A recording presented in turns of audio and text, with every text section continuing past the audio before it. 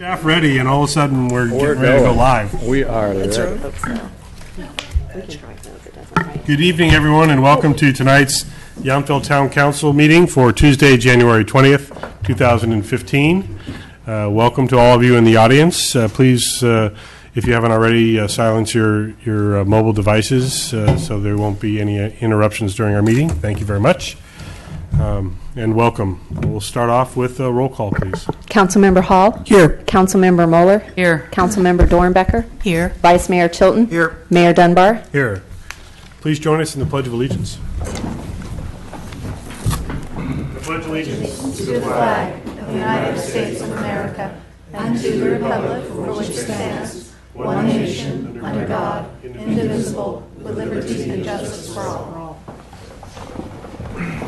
Wheeled it all the way back in the end. Okay, we're going to go through some protocol hoops here, so try to bear with us. We're going to recess from our regular town council meeting to the Yountville Housing Authority annual meeting, which does carry a separate agenda. So I'm going to go to that now and hope it draws. Okay. And do we need a separate roll call, or can you? All members are present. Okay. So this, we still have a public comment section. This is specifically in our role as the Yountville Housing Authority. We will still have a public comment section for our regular council meeting. So this would be anything that you would like to address the Housing Authority, if there is anything. Now would be the time. Seeing no one come forward, we'll move right ahead to election of officers, and I'll have our clerk explain how that's going to go. Basically, this is our annual appointment of chair and vice chair for the authority, and historically it's the mayor and the vice mayor of the council who serves as the chair and vice chair, and then automatically appointed as the town manager as secretary/executive director. So we ask that you appoint the chair and vice chair. So moved. Second. Moved by Hall, and I think seconded by Councilmember Moeller, I think. It was close. All in favor? Aye. Thank you very much. And now we have a presentation from the Housing Authority of the City of Napa, and we will hear our annual report. Welcome. Thank you. I think we've all met before, but I'm Andrea Clark with the Housing Authority of the City of Napa. And see if I can work the mouse here. We'll do it. I'm not getting it. Okay, help. We'll drive. We'll drive. All right. Okay, there we go. Thank you. If you can just assist me.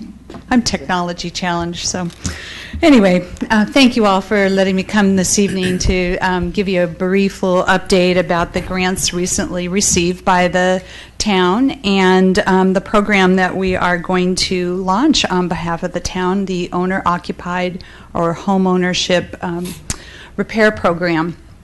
And some of the things we want to talk about tonight are going to be the description of the program, a little history of the grants awarded, and how we are going to then actually operate the program for you, and then some of the monitoring or reporting things that we're going to do for us. Okay, next slide. So as you may recall, last June, you authorized the application for 2 different grants to the state of California under the Home Investment Partnership Program and the Cal Home Program, which are Proposition 1C funds. And this was in conjunction and you authorized this because this supported your housing element goals to maintain affordable housing stock.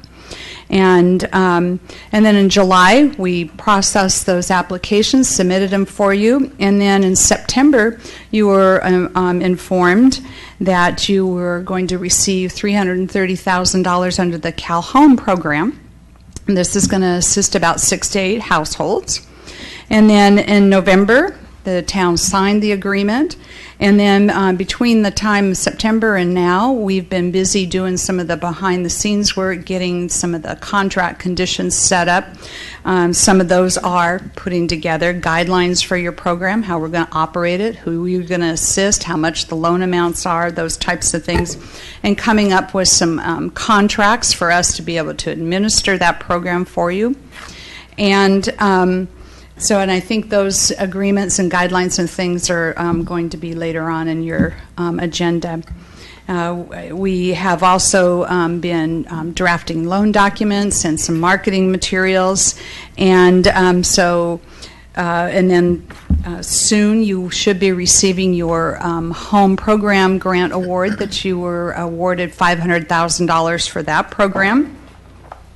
And it takes the state a little while to get those contracts out, but we will be doing some behind-the-scenes work on that program as well in anticipation of receiving the grant agreement. And some of those things are some of the environmental review process that the state and federal program overlays require. And we have to do some noticing so that the public is aware of these programs, and then also enter into another separate services agreement for that. So we'll be coming back to you later for agreement, to approve agreement for us to manage that program. And we have a bilingual staff member that we've recently hired to work alongside our housing supervisor, our housing rehab supervisor. He has about 17 years' experience in operating our program and is also a licensed contractor. So we've got a really good team to be able to operate this program for you. And then the next slide, please. Nope. Actually, we're there. Okay, so under the home program, actually the home and both of the grants have just a little variation in how much assistance we can provide.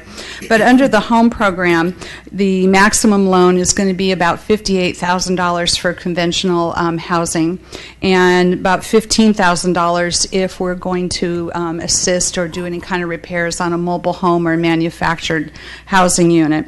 The loans will be a 30-year loan at 0% interest rate, and there's no payments required during that 30-year period. The only time that any repayment will come is if they sell the property during that 30-year period, or if the unit ceases to remain an owner-occupied unit. Then the homeowner, if they want to turn it into a rental unit, would be required to pay back the town the amount that they borrowed. And we would be allowed to have general property improvements on the property, but the main goal is to make sure that we are providing assistance to finance those costs for necessary repairs and to make that unit healthy and safe and sanitary and code compliant. And so the funds are available to a household that is considered low income, or their income not to exceed 80% of the median income. And then we do have a after rehab or after rehabilitation value that we cannot exceed. So that is $314,000 right now. So if we take the existing liens on the property and add your loan, those liens now cannot exceed $314,000. That is a number that HUD published well over a year ago. We're anticipating that will be increased, and HUD just has not published those new numbers yet for 2015. If the number doesn't seem reasonable for your median sale price in your community, we will go to HUD and ask for an increase in that price. And what we have to do is provide them sales data to show that you really do have current sales numbers in that price range. Okay, next slide. We are at the Cal Home. Great. All right, so under this program, the maximum loan that we'll be able to provide is $57,500. That is to allow then for some activity delivery fees that the town and the city and the housing authority will share, because the grant indicates or provides that we can only spend $60,000 maximum per household. So any kind of administrative costs or delivery costs have to come out of that $60,000. Again, the maximum loan for a manufactured home or a mobile home will be $15,000, and it will be a 30-year deferred payment loan on a conventional housing, 0% interest rate. On manufactured housing, CalHome wants us to have them be 20-year term loans, and then after the homeowner is in the home for or has the loan for 10 years, they'll start a 1/10 forgiveness for the remaining term of the loan, and at year 20, the loan is completely forgiven. This is new, and I think their thought on manufactured or mobile homes that maybe perhaps the value isn't retained there. I don't know if in Yountville, maybe not, but this is a new rule, so we have to live with the rules. And under both programs, the home does have to remain an owner-occupied unit. And unless, like I said, if they want to change it into a rental unit. So next slide, please. So these are the income limits that we have to deal with. So a homeowner, that is one person in the household, their income cannot exceed $46,150. If it's a household of 4, $65,900, etc. And it would be all sources of income that would come into the household. And if you've got multi-generational type households going on, it would be everybody's income that would be living in the household. So if we've got a grandma and a grandpa and a mom and a dad and some kids, it would be even grandma and grandpa's income that would be considered, because they would be receiving benefit of those home improvements in the home unit that they're living in. Okay, next slide, please. So as a requirement of both of the grants, we are supposed to come up with a marketing plan. How are we going to let people know that these funds are available? So we talked with staff and came up with some ideas on how we might make that happen. The first thing we always think of is running ads in the newspaper. We really have found that just doesn't really work. It costs a whole lot of money. I wanted to run a little ad the other day, and the Napa Register told me it was going to be $1,000, and I said, no, thank you. So what we're going to do is first send flyers or a letter of introduction of the program to the 10 housing units that were identified in your housing element that needed some type of repairs. It could be painting, new windows, new roof, new siding, any of those items, and hopefully then we'll address those units first with the funds.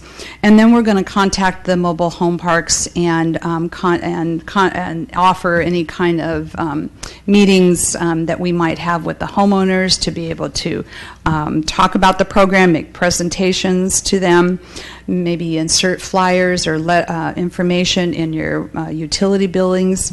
And then we want to send letters out to the local contractors to encourage them to bid and participate in the program also, because we'd like to be able to use local help for those repairs. And then also make the program information and applications available on the city's webpage. Here it's Town Hall, on our webpage and in our lobby, because we do get a lot of walk-in traffic, and so just try to make the information available as easy as possible for everybody. Next slide, please. And then lastly, let me tell you a little bit how the program or the loan application is going to work. So our housing specialists will interview the applicant, and if necessary, maybe even assist them with the application. We found that a lot of seniors do need some help with this. It's been a long time since they've actually had to probably fill out loan applications and gather data. And so we will help them if needed. We'll do an initial inspection of the property to make sure that the improvements or repairs that they've requested are eligible under the program. And after that, the inspector will write up a work write-up and review those estimates and repairs with the homeowner. And then at that point, then they'll solicit bids from the local contractors. And we always have the bid information on our housing authority. There's a special hotline number that contractors can call to see if we've got any jobs that are coming up. And then at that point, then once they've done the bid walkthrough with the contractors, then they will determine which then and review bids that they would receive from the contractors, and then the homeowner has the choice of which contractor they want to work with. They can pick whatever bid, even if it's not the lowest bid. So within reason. So we want to make sure too that the contractors are licensed and that they're not on any kind of state or federal debarment list. And so then at that point we will then present the application and the scope of work to the town manager to get the approval to proceed. And then a pre-construction meeting will be held with the homeowner and the contractor and the rehabilitation specialists. And then if everybody is satisfied with the scope of work, then we can proceed then to draw up contracts between the homeowner and the contractor and draw up loan documents between the town and the homeowner. And then once all paperwork, all contracts are signed, and everybody's happy with what's the scope of work again, then we will proceed and have the contractor start the work. All our housing specialists and our supervisor will go out and inspect all phases of the work to be done to make sure that everything is being done according to the scope of work that was drawn up. They will make sure that no payments are made until all the work is completed.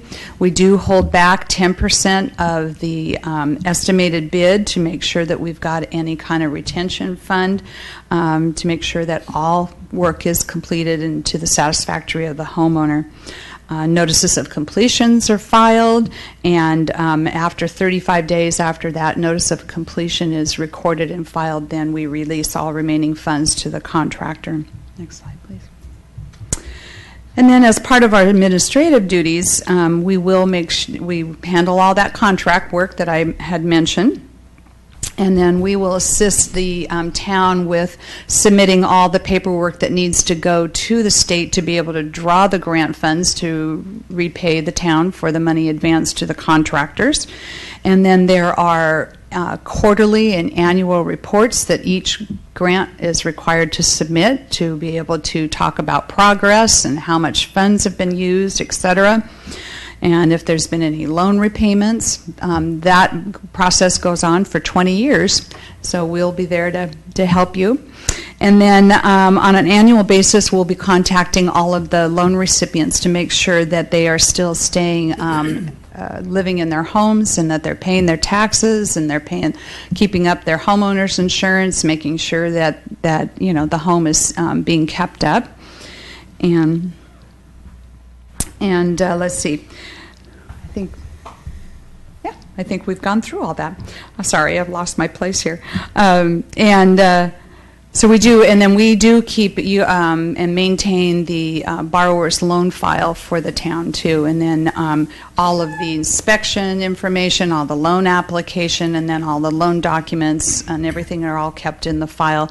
There's certain documents that each state agency requires us to have.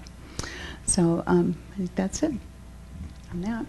And then the town manager wanted me to talk to you a little bit about what we've been doing as far as our under our housing services contract. So each year we do some monitoring for you with regards to the below market rate affordable for sale units. So throughout the year, we do send out letters and have the homeowners self-certify that they are still owner-occupying the units. We check to make sure that property taxes are being maintained and the homeowner's insurance is being paid. All of those, that's all part of our annual process. And then this year so far, since July, we have processed 2 subordination requests where the homeowner is requesting the town to allow them to put a new first mortgage loan on the property. And so we review, and the reason they're wanting to do that is because they're able to get a lower interest rate. Financing is still really low right now, and so we have had a lot of interest in that. So we did process 2 of those, so we make sure that the new loan amount does not exceed that restricted sale price, and that the terms that they are receiving a favorable interest rate, and that the terms of the loan is a fixed mortgage. We don't want to get into any adjustable rate type situations. On the rental side, we have been reviewing all of the different affordable housing agreements that the town has with their affordable rentals. And most recently, I've been contacted by the Vineyard Oaks folks, the developer, and they're ready to start leasing up the 4 affordable rental units there. And so the town has, like I said, 4 units. One will be a studio unit that will be rented to somebody who's at very low income. Single person, meaning they can't make more than $28,850 a year. Okay, and then there will be a 1-bedroom, 1-bath unit that will be affordable to a low-income person, somebody who does not make more than 80% of the median income. And for that, one person is $46,150. 2 people, their income could not exceed $52,750. And then there'll be 2 2-bedroom units that will be affordable to moderate income. And for that, one person would be, their income cannot be more than $72,300, and for a family of 3, $92,950. And the rental rates on those are all going to be affordable to those different income levels. I have verified those rates with the developer. The tenants are all going to be paying their own utilities. And they are to, if anyone is interested in those units, they're to contact Jay Ryder directly. And then also, I heard today that for Girardi Place, that unit is going to be available for rent soon. That unit is a 1-bedroom unit that is available to a moderate income that cannot exceed that 120%. And they're going to rent that unit at $1,850 a month. And that is managed by Crown Property Management. So that is the end of my presentation. I'd be glad to answer any kind of questions that you might have regarding any of the programs. Thank you. You're welcome. You covered quite a bit. I covered quite a bit. We're always welcome to over $800,000 coming into the town. So. I know. It's pretty exciting, isn't it? Yes. Yeah. Questions about the report? Councilmember Hall. Hi, thank you for your report. These are both great grants. I guess one of the questions I have is around the mechanics of that. So let me make sure I understand. So we receive, and we'll just pick one, $330,000. It goes on the town's books, and then the town effectively acts as the bank, and they're going to loan it out whenever something qualifies to be renovated or improved. What happens if at the end of, I don't know the time period, but I guess 30 years, there's still these monies on the town's books? What happens? Well, you have, I think it's either a 2 or 3 year period to be able to spend all the money. If you don't spend the money, then you have to return it to the state. If you receive any repayments of those loans, maybe somebody sells their home, right, that money comes to the town, and then the town can re-lend it out. Is there a certain sunset period where these funds then expire and you have to repay the state? No. These are grants. These are funds that come to the town free. But didn't you just say that if someone, let's say someone in 2 or 3 years, these monies lay there and no one's used them, and I trust that the public is listening and will get people who are asking for these monies, but let's say they're still there, we then have to turn around and repay them to the state. Well, you're not going to actually get a check for $330,000. Okay. So it's not like it's a real grant. You have to, well, it is a grant. However, you will have to disperse the funds and then ask for repayment. So that's the mechanics I'm trying to Yeah, understand. that's what you're looking for. So we write the check first, Uh-huh. and then we wait for the state of California to write us a check. Yes. Yeah. Great deal. Okay. And you can spend up to your $330,000 on your Cal $500,000 Home. with the other. Now, Yeah. who's funding the other? It's through the Cal Home Home? program. They're both through Housing and Community Development at the state. Okay, so it's Yeah, the just state of different California. agencies. Yeah, and so of course they have to put their own little spin on as far as rules and how we do It sounds like a wonderful program, and I trust that our public will take advantage of it. I anticipate you will have no problem spending these Great. funds. Thank you for your information. Other questions? Question I have is, and maybe it's in the long document that's attached, the definitions of improvements or repairs, are those clearly stated that Yes, what it is. qualifies? Yes, Okay. they are in the guidelines, but mainly what we're looking for is any necessary repairs to make the home livable and sanitary and code compliant. So, and also if it's a home that's older than built in 1978, we have to go make sure that there aren't any lead-based paint issues. That is within the home program grant. And if there's any lead-based paint issues, then we have to abate those also.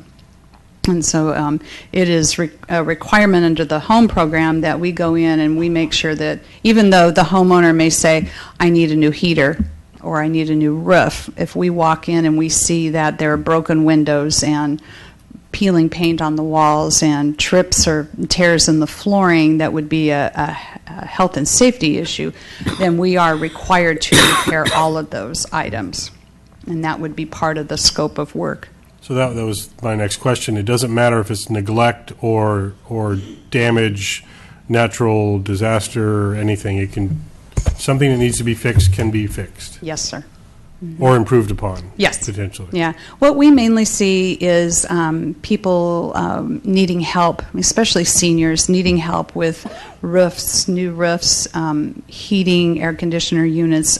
They're looking for new windows.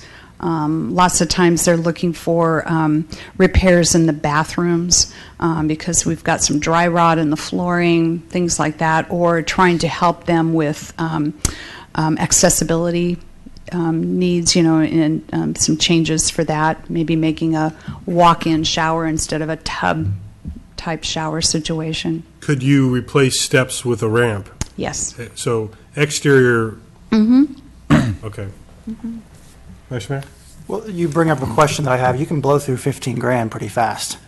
In a mobile home, yes. So if somebody comes in and certain things are out of compliance and you say we have to fix it, well, what if it exceeds 15,000? Then we would come to the town manager and say, here are some things that need to be done. Do you want to approve this? For extra? To spend more than 15,000? Okay. It's up to your discretion. I mean, these are just guidelines that we're trying to put out there. Oh, okay. Sometimes there's no discretion. Right. And I would also say, as an illustration, we know that there are some residents in the mobile home parks that are interested potentially in bracing, earthquake bracing, some modernization of heating and air conditioning, some of the units that are 20 years old. So our goal first was to try to see if we can help as many. And as we get a little closer, we're excited, but we don't have any program history. It's been over 20 years that we can find that the town of Yountville's been successful in obtaining this level of grant. So we're kind of, it's new for us, and we're definitely going to do our best, Councilmember Hall and all of the council, to make sure that we don't send back or not use any of the money that's been approved by the state. But we do have criteria that we have to follow, so we are going to be searching to work with those property owners and mobile home park owners that meet the criteria. And if we get halfway through the program and we need to do some adjustment because we're concerned that the grant balance is not being utilized, we'll review it and bring those back to you at that point in time. Okay, thank you. Any members of the public want to comment on this item? I know we're actually going to be taking action shortly, but seeing no one come forward, thank you very much for the presentation. And with that, I'll move on to our consent calendar for the Housing Authority, and included in this is approval of the programs just discussed. Is there action to be had? I'll move to approve the consent calendar. Second. All in favor? Aye. Aye. Thank you very much. Seeing no reports or public hearings, I'll adjourn the Yountville Housing Authority, and we will now move to the Yountville Parking Authority, Finance. Finance. the Yountville Finance Authority, just making sure you were all following along.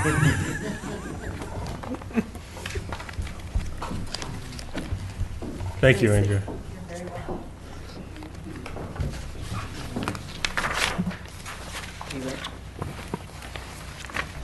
And we will assume the roll call stands as presented. Yes, all members are present. Okay, so we can move on to approval of the minutes from January 21st. So moved. Second. All in favor? Aye. Aye. Approved, even though I wasn't present. I approve it because I trust all of you and your accuracy. And you read it, so you know what it says. I did. Exactly. Again, we have an opportunity to have public comment with the Yountville Finance Authority if there's anyone in the public that would like to do so. Seeing none, we'll move right ahead to the election of officers. It sounds like a very similar process to the previous. Very similar process, yes. We ask that staff appoint the president and vice president, and then the town council and town staff with the corresponding pursuant to the authority bylaws and that was very jumbled. We know what you mean. You know what I mean. So there is an action to elect the mayor, president, and the vice vice president of this body. So moved. Second. All in favor? Aye. Aye. Thank you. There is one consent calendar item, the Finance Authority Annual Financial Report. Motion to approve. Second. All in favor? Aye. Thank you. Seeing no other business with the Finance Authority, I'll adjourn from that meeting, and we will now move on to the Yountville Parking Authority. All members are present. We're all still here. Yeah. And we have public comment once again on the Parking Authority. Seeing no one moving forward, we'll move on to the election of officers of this body. Again, the mayor as chair and the vice mayor as vice chair, correct? So moved. Second. Any discussion? All in favor? Aye. Aye. Just checking. Consent calendar has two items, January 21 minutes and the annual financial report. I'll move to approve consent calendar. Thank you. Second. You almost got it in there. All in favor? Aye. Thank you. Again, seeing no other business, I'll adjourn from the Yountville Parking Authority meeting, and we will return to our regular town council agenda.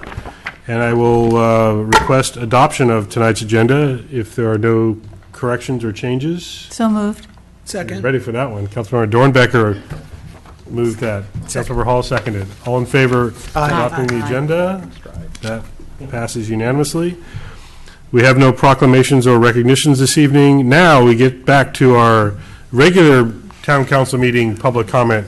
And I had a feeling we had a member of the public ready to go. So, Mr. Gigliotti, welcome. Good evening, Mayor Dunbar, council members.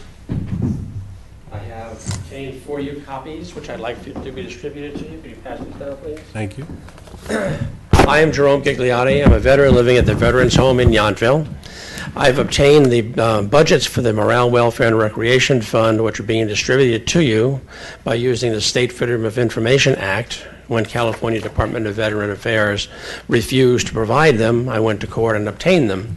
And I obtained them, and the court, Judge Price, said that I was bothering Veterans Affairs by asking for this information, and she sanctioned me $900.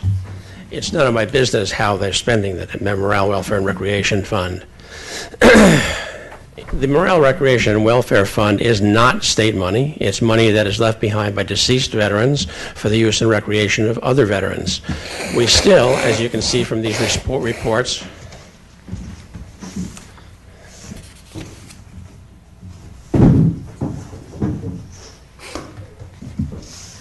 have no accounting for the documented deficiency of $377,000. The ending balance on June 30th, 2012 was $4.8 million. The beginning balance on July 1st, 2012 was $4.4 million. That's a discrepancy of $377,781.05. Nobody has yet accounted for that. As you can see from these budgets also, activities spent on the veterans from fiscal year 2013 to fiscal year 2014 went down from $139,000 to $69,000. Why is it that we're having fewer activities and fewer expenditures for the veterans when the money is available? The money is available because the last accounting, fiscal year 2014, there was $7.9 million in the Morale, Welfare, and Recreation Fund, up from 4.8 the prior year. All that money is there, but it's not being expended. We had this New Year's Eve party. It was limited to half the number of participants of last year, so they spent half as much money. Also, we still have no explanation for why for more than 8 months we've had paper plates and plastic utensils. I've contributed the paper plates to the mayor and the council members, and I hope you and your families have enjoyed using them over the past 2 weeks. We now have some new news, and that is that Judge Rodney G. Stone has sanctioned me for making these requests for accounting information from the California Department of Veterans Affairs. And I can't ask any more questions. It's too embarrassing to the Department of Veterans Affairs for me to ask them questions about how they spend our money.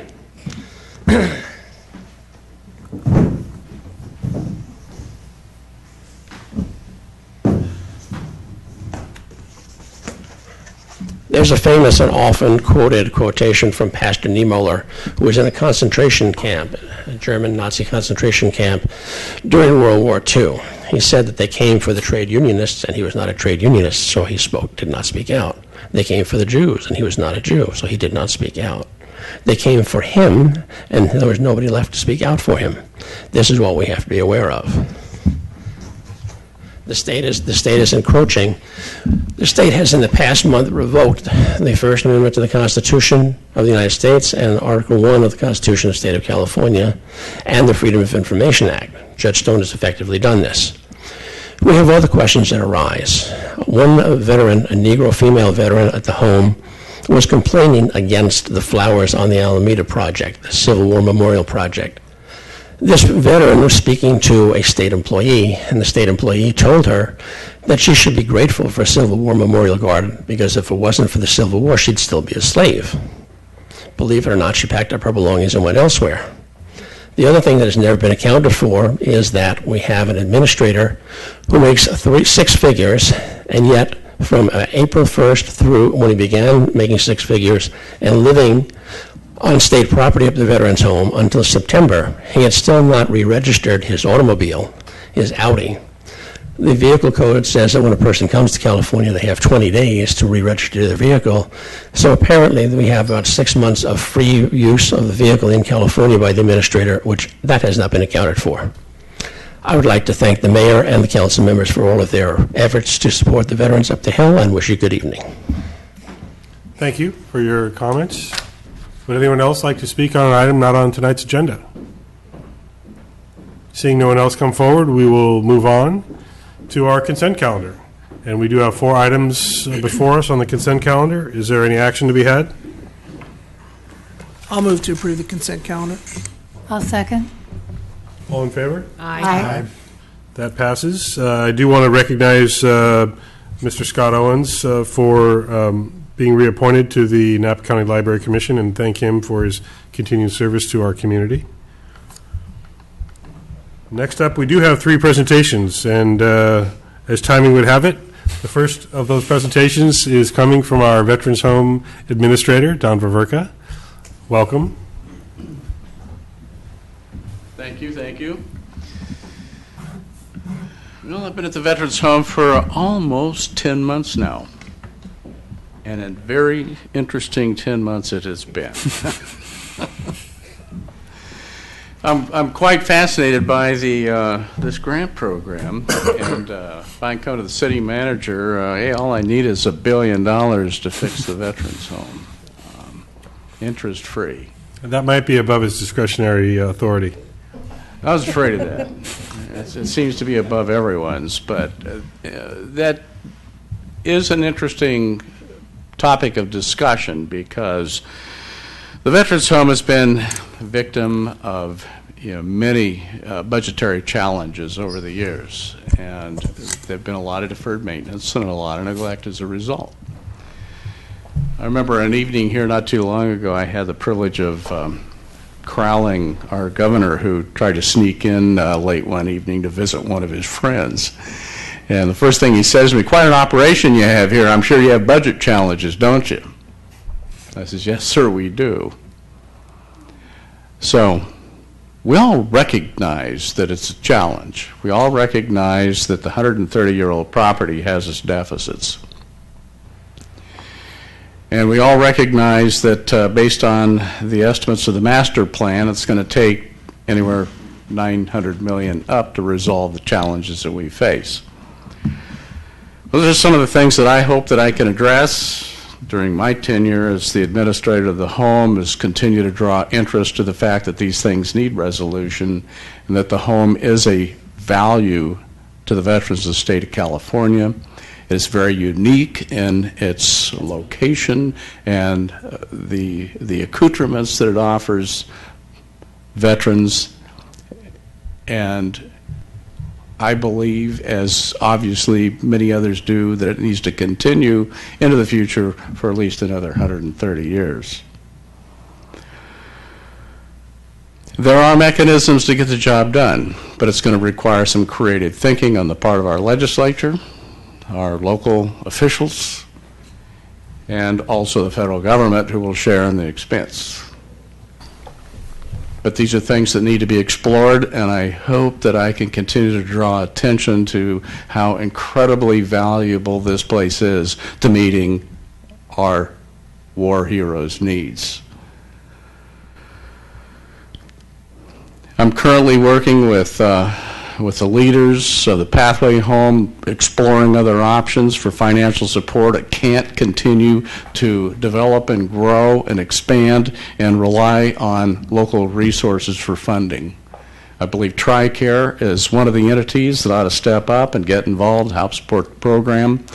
I have their application sitting on my desk. I will be meeting again this week with Fred to try to explore any barriers that may exist preventing us from finalizing that contract. One of the challenges that we had with TRICARE was the fact that our ambulatory care center was under the umbrella of the skilled nursing facility, thus not being separate to provide medical services to that population of veterans. I have subsequently severed it off from the skilled nursing program. It's freestanding. If we have to get independent provider numbers, we will do that. But I feel that there are ways of overcoming some of those barriers that have traditionally been experienced in trying to bring that aspect into the Pathway program. Friday I'll be down visiting the Live Oak Ranch and taking a look at the program that Phil Dunn has developed there, which is similar in nature to Pathway Home, and taking a look at what has made that program successful. So Fred is asking me to partnership with him in trying to sustain that program and to grow it. A women's program would be a wonderful attribute as well, and we're going to all have to combine our efforts and try to come up with creative opportunities and solutions to make it all come to fruition. So I'm committed to doing that, and I know that there are others as well. Our CalVet leadership is committed. They want to see this program develop to start meeting the needs of the new generation of veterans. As we look at the raw numbers, there is over 1.2 million veterans in the state of California alone out of Vietnam and the desert campaigns that have been most likely impacted by PTSD. In fact, the federal numbers tell us about 30%. We do not have any programs on campus, with the exception of Pathway, that really is focused on reaching out to those unique needs of those soldiers, those veterans, those warriors, those heroes. We have got to develop better programs to satisfy that set of needs. As far as I'm concerned, that's the direction of the future. We have to be part of the future, not wait for it to run over the top of us. Let's be prepared. So I'm committed as the administrator to seeing that those programs are developed and we can bring this program into the 21st century.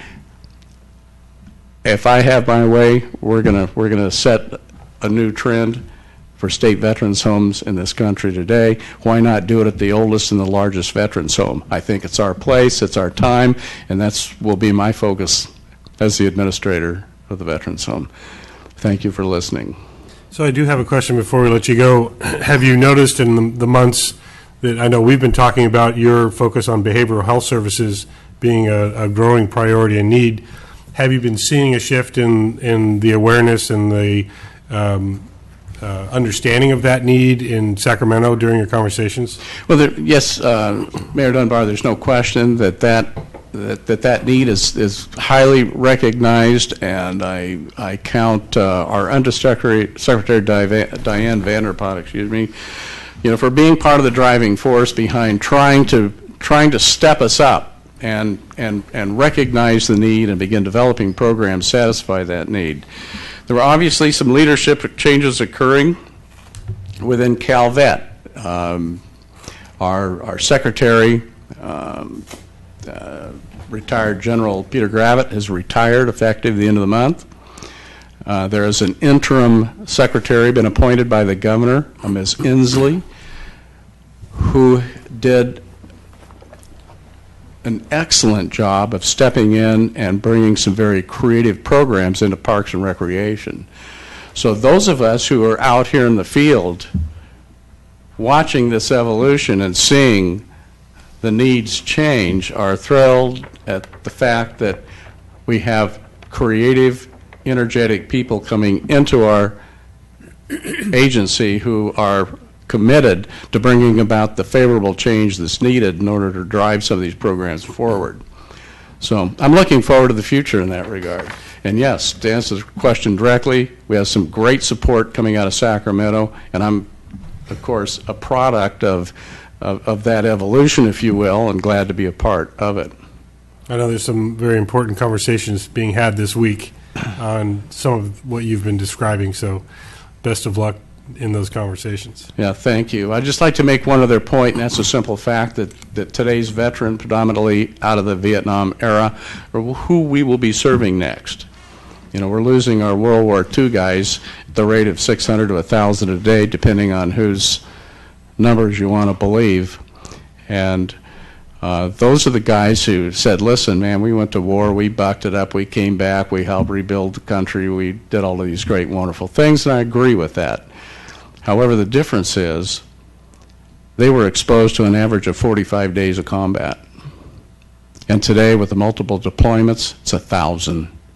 So PTSD, TBI, are real issues, real challenges, and we need to find creative treatment modalities to help these individuals reintegrate back into meaningful society. I believe we have the wherewithal to start doing it here. We just need the support and all of the right corners, decision makers, legislators, and it can happen. I'm committed to that, and I believe CalVet's committed to it, and I believe that this council is committed to it. By virtue of the support that you've provided Pathway Home, I believe we have a very bright future at the California Veterans Home at Yountville. Thank you very much. Any other questions of Mr. Baburka? No. Thank you very much, Don. Next up, we'll start with our first public safety report, CAL FIRE. Good evening, welcome. Good evening.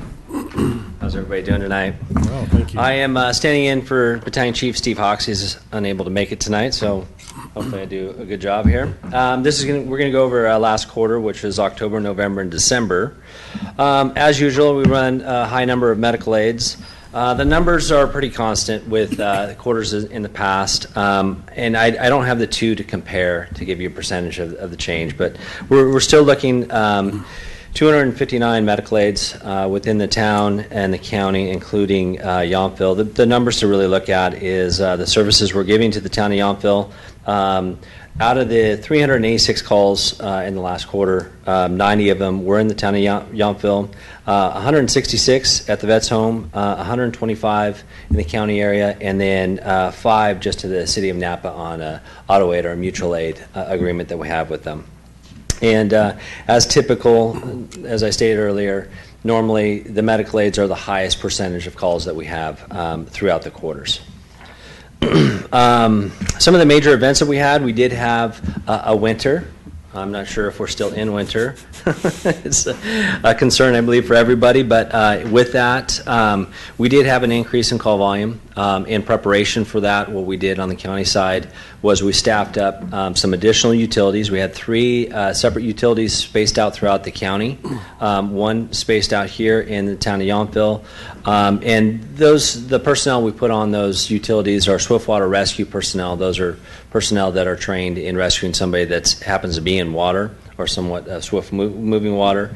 And also we utilize them to help mitigate down trees instead of tying up an engine so that we can expedite other calls if need be. So we had, it was brief, 24-hour period thereabouts that we did have the severe weather, and the impact to the department really wasn't that substantial. The call volume did go up, but it really wasn't that big of a deal to us. So good for us, good for everybody, I think, too. But we do need more water, and hopefully some comes at one point. I'm not too sure when. Some special events that we did participate in. Of course, we had the holiday season that came through.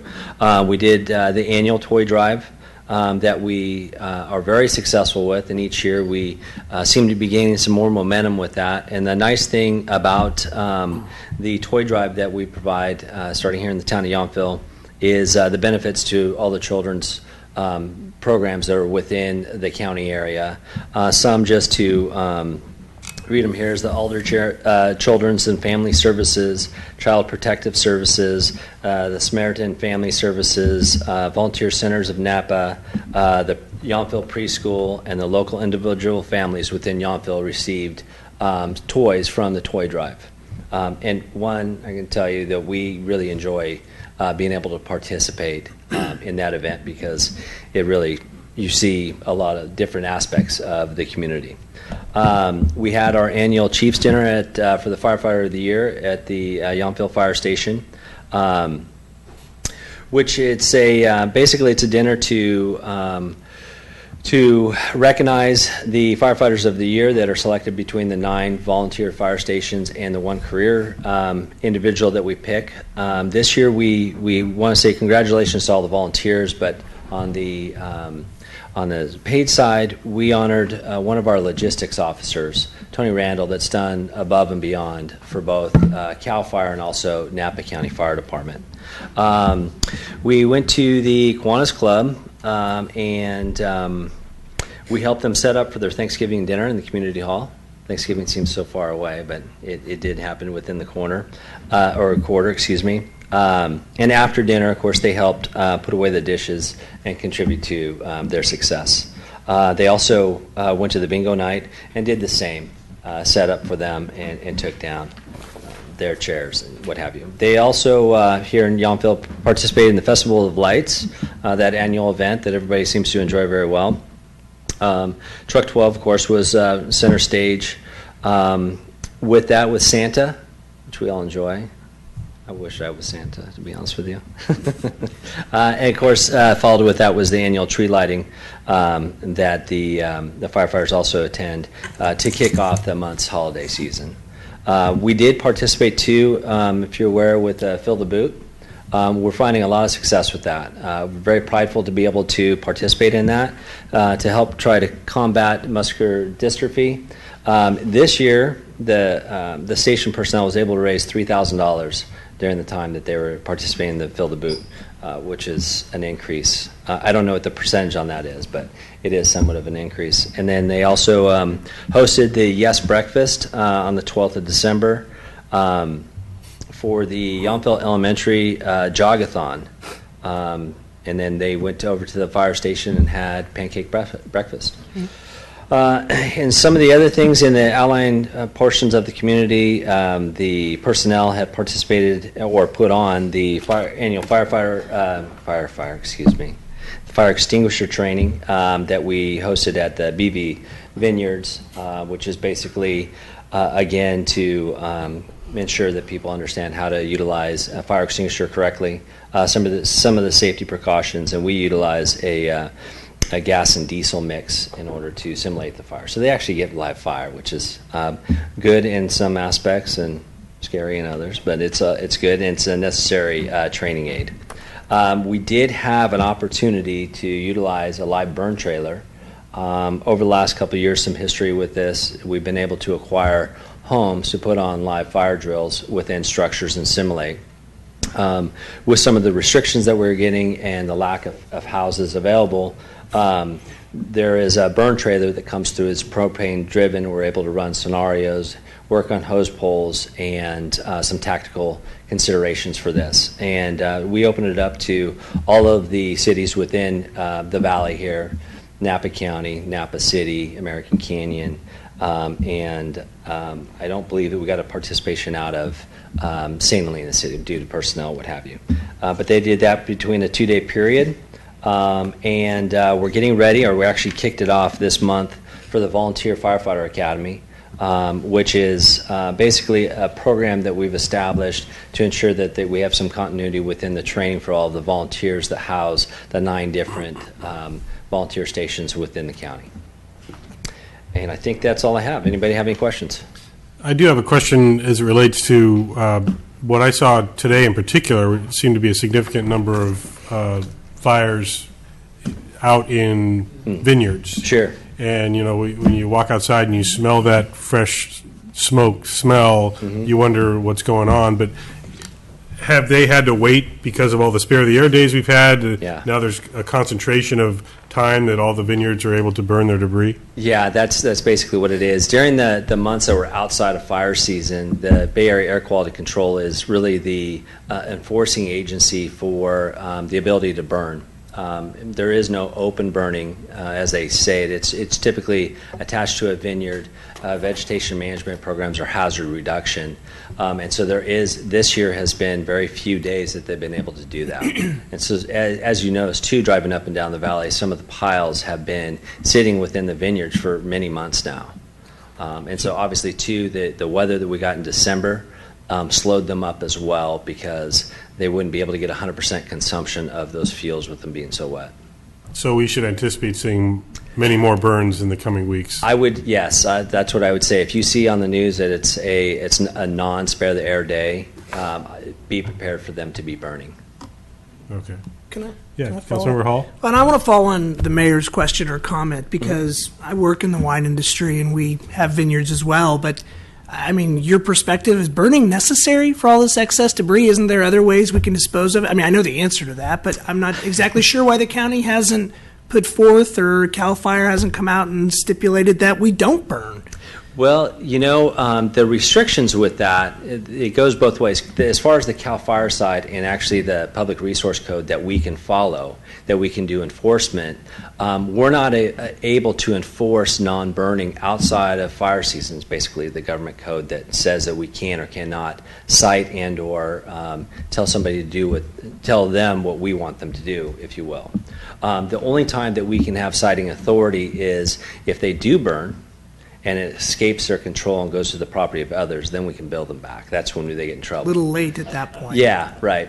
And so the main, the regulatory agency with that is the Air Quality Control Management Agency, and they're taking steps to start to reduce the amount of open burning, as you are aware, with the fee schedule that they've created, which is starting to reduce some of the numbers, but some of the folks in the industry still refer to burning as the best way to get rid of the disease vines versus chipping it, if you will. Okay. Thank you. It's Is that the interesting. answer you knew? Yeah, I'm glad he repeated it for our residents. Yes. Any other questions about the CAL FIRE report? No. Thank you very much. You're welcome. Everybody have a good night. Thank you. Next up, we'll hear our Public Safety Quarterly Report, Napa County Sheriff's Department. Welcome, Sergeant. Good evening, Mayor, members of the council. I'm here to present the fourth quarter / year end for 2014. For us, the major events in towns this last quarter, of course, were Yountville Days and Festival of Lights. We didn't have any significant law enforcement problems at either event. During the Festival of Lights, we did notice an increase in pedestrian traffic crossing Yount just due to the layout of the event, but we got through it without any crashes.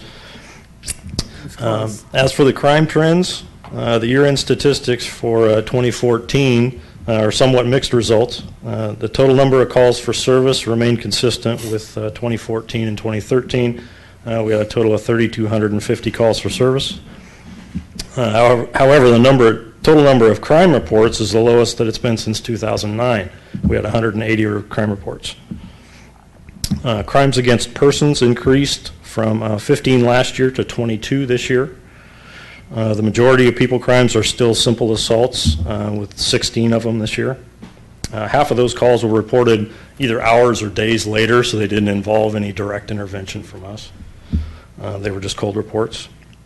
The suspects ranged everything from a 12-year-old to elderly folks at the Veterans Home, so there wasn't any particular identifiable pattern or trend with that. We did not have any homicides, robberies, or sexual assaults reported in town. Property crimes decreased by approximately 10% from 65 last year to 49 this year. There was an increase in residential burglaries from 6 to 9, but all other categories of thefts decreased. Petty thefts remain the most common report, accounting for exactly half of all the reported thefts. Number of arrests increased this year from 24 to 39. The majority of those were alcohol and drug violations. And then there was a few assaults and warrants mixed in there. Calls for service at the Veterans Home accounted for 15.1% of all the calls for service this quarter, or that quarter, fourth quarter. Traffic enforcement. Total number of traffic collisions increased slightly from 16 to 19 this year. Number of injury collisions remained the same. There were 5, and there were no fatalities. The breakdown of the accidents, 8 of them were vehicle versus vehicle, 5 were single vehicle accidents, and 6 were unoccupied parked cars. As expected, the majority of the moving accidents occurred on Highway 29. Most of them were related to speed for conditions. There were no accidents involving pedestrians. Total number of citations issued increased from 547 last year to 817 this year. Jack Gleason volunteers at least 35 to 40 hours a month and on parking enforcement, and I'm sure he had an impact on that number, although I think the other deputies are starting to feel threatened by him, so I think they're starting to step up their game a little too. I have added a new chart to your guys' reports that indicates the total number of traffic stops made in the current quarter, the number of citations issued, and the number of warnings given. And I hope it'll help provide better information to you on our traffic efforts. This quarter there were 98 stops total. 56% of those were warnings and 44% received citations. For abated vehicles, this quarter 6 notices were sent out, 2 vehicles were towed. Both of those were on public property. And looking ahead, we started this year with a well-advertised directed traffic enforcement using the Sheriff's Department motorcycles. And we'll continue our efforts to reduce traffic and parking issues in town. I'll provide the stats on that operation for the next quarterly report. Any questions about the report?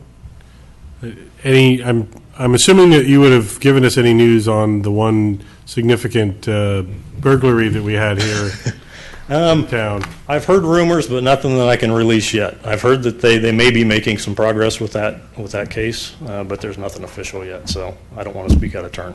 Fair enough. I thought I'd ask at least. Thank you very much. Thank you very much. We are going to move on now to our public hearing for this evening, the 2015 housing element, and I will invite Sandra Liston to give our staff report. Well, tonight we're asking that you adopt the 2015 housing element of the Yountville general plan and also adopt the associated negative declaration. And earlier this year, there were public hearings at both the Zoning and Design Review Board and at the Town Council where we introduced the draft document. At the Council's last meeting where the report was brought to you, the Council directed staff to submit the document to the State Department of Housing and Community Development, which we did. And after their receipt of the document, they had some questions for staff and for PMCR consultant. And so we held a phone conference with them, following which we responded to 4 issues that they raised with the report, all relatively minor. One related to SB 1087 and the requirement that affordable housing projects are given priority for water and sewer hookups. So we modified Program 6 to include that element. They also commented on the town's efforts to support farm worker housing. So we included a new program that really reiterates the town's efforts to work with different groups within the valley for that housing, and then to work on task forces countywide when and if they should develop. The third issue was a clarification on how the affordable housing overlay relates to the primary commercial zoning district, since one of the opportunity sites in the housing element falls within both those designations. It was a clarification on the master development plan processing. And the final issue related to the state density bonus and the town's affordable housing overlay and how these relate to one another. So we made those 4 changes to the document. After we submitted the final document to HCD, they sent us a letter saying that the housing element was in compliance with state law and that it would be certified upon adoption and submittal to HCD. So we have the final element before you tonight. As I said, we're asking that you adopt that element. It's for the term 2015 to 2023. And then but before you do so, the negative declaration for the element needs to be adopted. And I have spoken with one council member who brought my attention to 2 small errors that are in the document. One relates to the hours of operation for the trolley, and the other relates to historical information or background information on the town. So we would suggest that we make those 2 minor modifications. They're to non-substantive parts of the document and will not change the document in any way as to its analysis. So we are recommending that you approve the resolution. Thank you. So you're actually asking only for a single action, but it would be to accept the negative deck and approve the housing element as presented. So you could then submit it to HCD. Correct. Okay. Any questions of the staff report? Councilmember Hall. Thank you. Thank you, Sandra. Quick question. I know at the time when we reviewed this several months ago, there was some question about how the projections to the future people that were working and or the quantity of people eligible to live or able to live in Yountville. Did we ever get a response to that? Or, I mean, is this just simple algebra and growth factors, and no matter what, we're going to have however many thousand people here living in town? We do rely on numbers that come out of ABAG and the regional group in the Bay Area, so there's very little opportunity to change those assumptions. What we found is that each year we don't meet the assumptions and we actually have less growth, Right. But it's just a factor that we are really forced to deal with. Is what it is. Okay. It is. Okay. Thank you. Other questions of the report? Seeing no other questions, I'll formally open the public hearing and invite anybody in the audience if they'd like to speak to this item. Now would be the time. Seeing no one come forward, I'll close the public hearing and come back to the council for discussion or potential action. Vice Mayor? So they wanted us to participate in countywide affordable housing task force. Does that mean Napa County will invite Yountville and St. Helena and Calistoga next time they have one? Can we bring this up to them when they exclude the 3 Up Valley cities? It would be something that we would bring to them, that we would like to participate, that we're in favor of farm worker housing. Okay. Although since they've just conducted that whole process and it concluded, I don't imagine there will be another task force for a while. And that's probably also an appropriate setting for this fine august body to continue to have dialogue with their cohorts on the County Board of Supervisors, because I think that's really more of a comment than a question. It was a Richard Hall style question. Rhetorical. You knew the answer already. Well, there is going to be an opportunity that all the mayors and our supervisor are meeting together, and that might be another topic of conversation I can bring up. There's also some speculation that there will be efforts by the county to have yet another housing and summit, and I think some of the participants are suggesting that it needs to be structured slightly different in order for participation to have something that might have execution. And because I don't get to say this too often, I do want to remind our residents that under your policy that the town of Yountville has approximately 10% of our housing stock that is deed restricted affordable. And that is, we lead the county in terms of that kind of percentage. Now, we have one of the smallest numbers of housing units count, but still the fact that in our community 10% of our housing stock is affordable is a notable fact. And we don't get credit for that very often. Yeah, thank you. Councilmember Mueller? Well, I can't even remember now. It was 2 or 3 months ago. There was a ABAG task force of some kind. I don't really remember. They were consultants that were being hired to help develop ABAG's work plan for 2015, and it was held at the main library in Napa, and I attended. And there was a lot of interesting discussion by the electeds who came, and one of the things that I brought up, and I think I brought up the last time we did our housing element, that I appreciate that we have 10% of our housing by official state definitions, but we have a much, much greater percent of affordable housing here in Yountville. The Veterans Home, by many accounts, is all for, there's a lot of affordable housing there that we really don't count. And the number of people in our 2 mobile home parks, that is very affordable housing. And, you know, and I really brought that up, that we have to follow these strict definitions, but yet it really should be a little more flexible in terms of us contributing with, you know, the reality of what we really have and offer here in Yountville.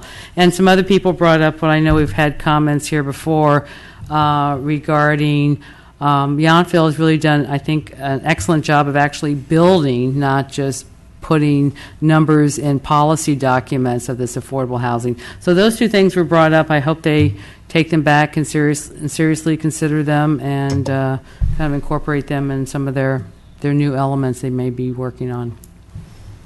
I'll take that one step further, and not only, and I know I've brought this up as others have, about the fact that we've actually followed through and built the affordable housing units that we say we're going to build, but we also have, I think, in a very effective and aesthetically pleasing way, integrated them into our entire community.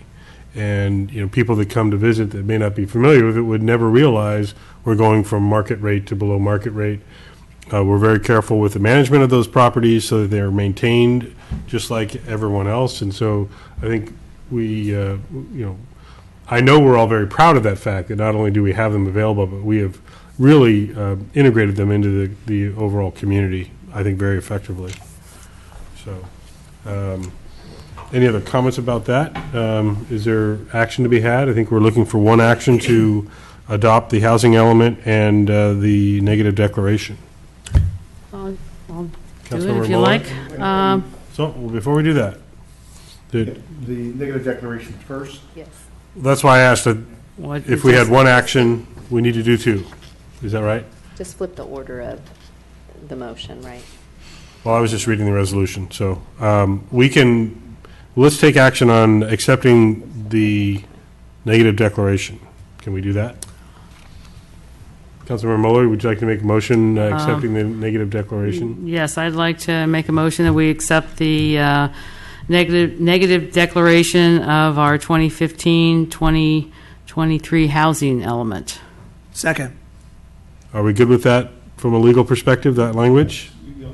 Yes, Mr. Mayor, you'll take that action first and then come back and approve Resolution 15-3228.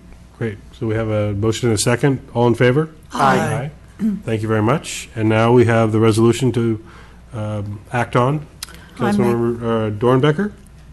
I make a motion that we approving a resolution number 15-3228, approving the adoption of the 2015 housing element of the Yountville General Plan and the associated negative declaration. Is there a second to that? Second. Thank you. All in favor? Aye. Don't know why there was a hesitation there, but there was. We were just absorbing it all. I see. Thank you very much. And thank you, Sandra. And it's something that is kind of one of these protocols and processes that goes somewhat unnoticed, but it's a significant accomplishment to recertifying this element. And the fact that I'm not sure how many in this room will be here when we have to deal with it again in 2023. But Is that optimism? yeah, I'm sure the state's going to change the regulations before then, so we'll adopt it whenever we have to going forward. Great, thank you again, though. Next up, we have our first of 4 administrative items. This one has to do with our introduction, first reading of ordinance to prohibit the use of tobacco products in public parks and recreational areas. Thank you, Mayor and Council. Tonight, you'll note that Arnold and I are going to do our best to fill in for Parks and Recreation Director Samantha Holland. But as the council, you had a robust discussion on this issue when it was presented at the last meeting. And I will remind everybody that the genesis came through a well-vetted public process that included studies and then a recommendation and evaluation by the Parks and Recreation Advisory Commission, who brought forward the recommendation. In addition, and this is a shameless plug for a new feature that the town's encouraged, we were able to launch the Yountville Speak Up aspect of our website, which encourages and allows people to generate some e-comment on items that are on the agenda. And this is the first time that the council has received that e-comment report, and 2 people, and we do acknowledge that it was a very short time period, but we're both encouraged by that. The comments are there for your consideration, so I'm just doing a plug, and if anybody wants to take a look on our website, it's Yountville Speak Up, and we're also soliciting information on future items, but also the 50th anniversary and historical components. But with that... Sorry, before you move on, I just wanted to acknowledge that we were given corrected version of the resolution, but this is without substantive changes, it's just clerical corrections? Mr. Mayor, yeah, that is correct. Actually, the corrections were all in the recital portion. Right. And some actually was carried over from the previous time this was before you, and actually those weren't caught last time. But the substantive provision, everything that follows after the recitals into the ordinance provision, the now therefore, that is all as presented. So there are no substantive changes. Okay. It's just, we did catch those typos and made a point to have. I do want to point out that there were 3 key elements of the discussion that the council had. One, which was to be really clear that this is a no smoking ordinance. So that's been cleaned up, and we actually think it, and sometimes when you get into the weeds, you're in the weeds, and in sometimes this particular case, I think making it really clear that this is about no smoking in the public parks and facilities. So we made it that way, and it's really clear. Council had a very interesting conversation about Nicorette and various other things in terms of that. So we've tried to craft language that keeps e-cigarettes from being used in the parks, but recognizing the fact that smoking cessation products such as the nicotine patch and Nicorette, if somebody is using them, they're not in violation. So you'll see that clause in there. And then based on council direction and feedback, we've included use of marijuana, medical or otherwise, so that in this case, the town will have an ordinance ready for whatever the voter referendum in 2016 might be. So with that, Arnold and I are here to answer any questions you might have. We also have representatives from the Napa County Coal, and coalition, The Canby Tobacco Education Program and the Tobacco Advisory Board. the tobacco, yes. So they've been monitoring and encouraging and providing support. And I do want to point out that the town did do an extensive amount. This has been about a 9-month process in terms of when the discussion initially started as a result of some citizen interest, went initially then to the Parks and Recreation Commission and has been progressing to this date. So we're here at this point in time for the council's consideration. Thank you very much. Any questions of staff at this point? I will invite if either of you would like to add anything to what we've already discussed. I know we did have a fairly involved conversation last time, but you're gracious enough to sit through the rest of our meeting, so I want to make sure to give you a chance to participate. No problem. I just want to say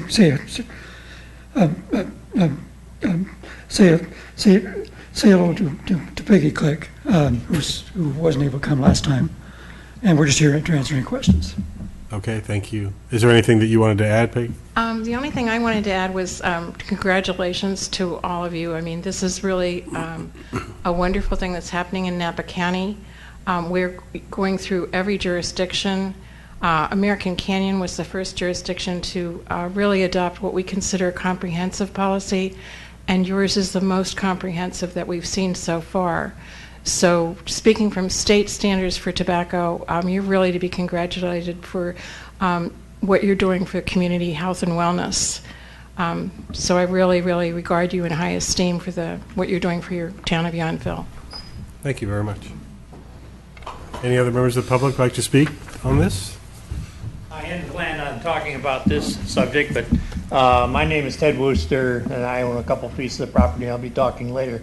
But I haven't read the ordinance, but I will say that having had to pick up the litter around town and in town at a shopping center, the one real value of this will be the trash and that will not be created by the cigarettes being thrown in the bushes, etc. Thank you. Seeing no other public here to comment, I'll invite discussion and or action by the council. Any further discussion by the council?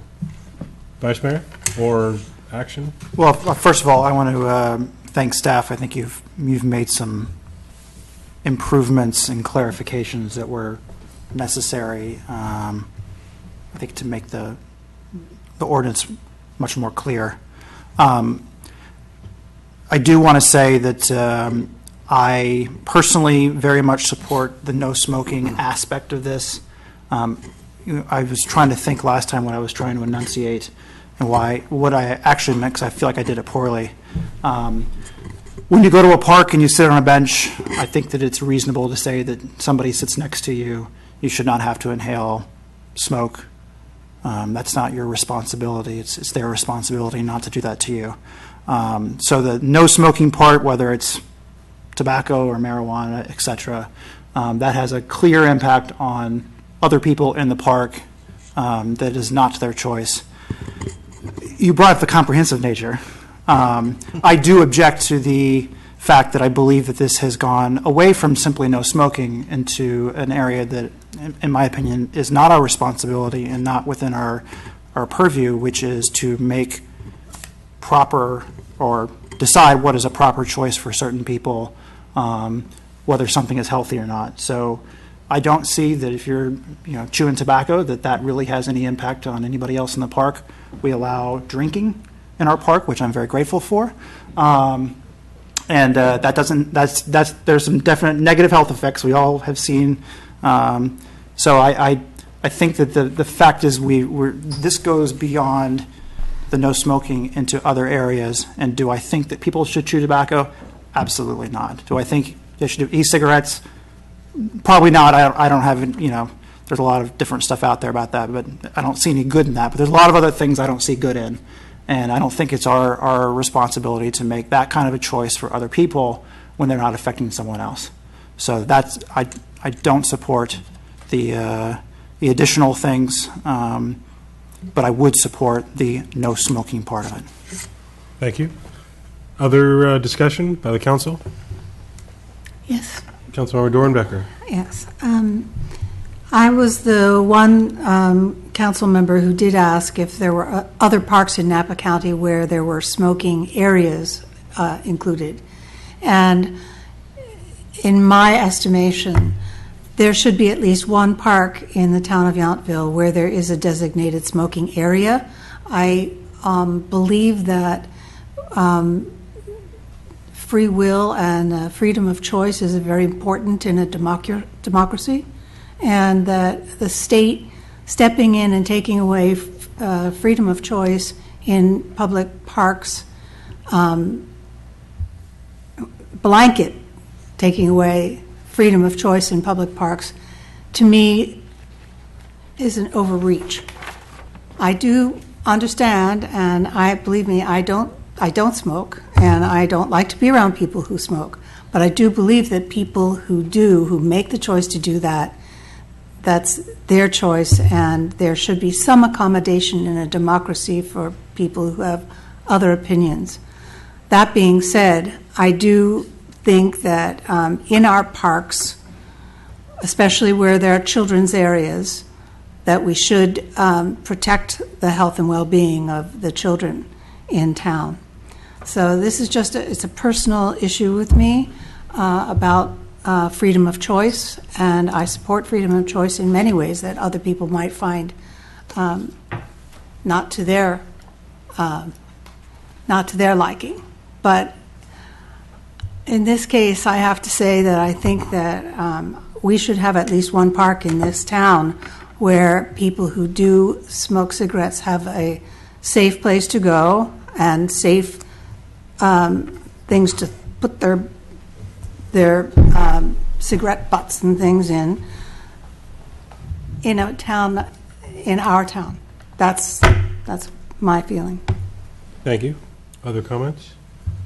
Councilmember Mueller, I would go just ahead. like to say that, I totally agree with council members Dornbecker and Chilton. I think that there's a lot of important aspects that they just brought up. I think you'd probably have a really, really difficult time, even if you talk to smokers about, is this a good thing? They know it's not. But I definitely appreciate the thoughts about freedoms that we have, and freedoms that people have not being near smoke, but the ability to also have not all your freedoms stripped away, especially since we did talk about there really isn't any enforcement. So this is something that it's a little perfunctory in a way. I think that there are a lot of aspects of it that are important. So I just wanted to say that I agree with what's been said. I'm going to make a comment that, and I'm going to try not to tie it too much into the next topic because we have to have a separate conversation about the next topic, but I find it somewhat interesting that we're considering mandatory trash delivery service to members of the public, and the tone of that conversation in the past has been supportive and requiring action that some people may not like. So I find it a little bit interesting that we have a similar conversation here, that there sounds to be some resistance to invoking a public safety measure on the public. I see it differently in that if this is your home, I don't have any business telling you whether you should smoke or not smoke in your home. But these are public parks that are supported by public funds, and they are for the general public, and it's our obligation to make sure that public areas, our parks and open spaces, are safe to everyone. And that's including their lungs and their overall health. We accept now as a given seatbelt law. Most people accept, some with reservations, helmet laws, bicycle helmets. To say we are infringing on somebody's right to choose or right to do what they want to do, that stops short, in my opinion, when it starts to have a negative impact on someone else. I think the vice mayor alluded to that it's my responsibility if I'm a smoker that I do not negatively impact someone else's life. And if I'm a non-smoker, I shouldn't be impacted, especially in a public setting. So if I choose to go to someone's house and I know they're a smoker and it's really smoky, and I take that responsibility. But if I go to a park and I'm sitting there reading a book or hanging out with friends or playing bocce, I don't feel like it's my obligation to be subjected to that. So I don't have any problem at all with the prohibition in public areas. I have found it interesting to watch in the general discourse around the country where apartment buildings are outlawing smoking because of the secondhand implications that they have there. That starts to get in a much more delicate area for me, how that impacts somebody's ability to live in their own space. But that's not what we're talking about here. We're talking about public space, areas that are supported, and certainly some of the public comment that was just made, the town spends funds and resources and staff hours to mitigate the impacts of smoking in our parks.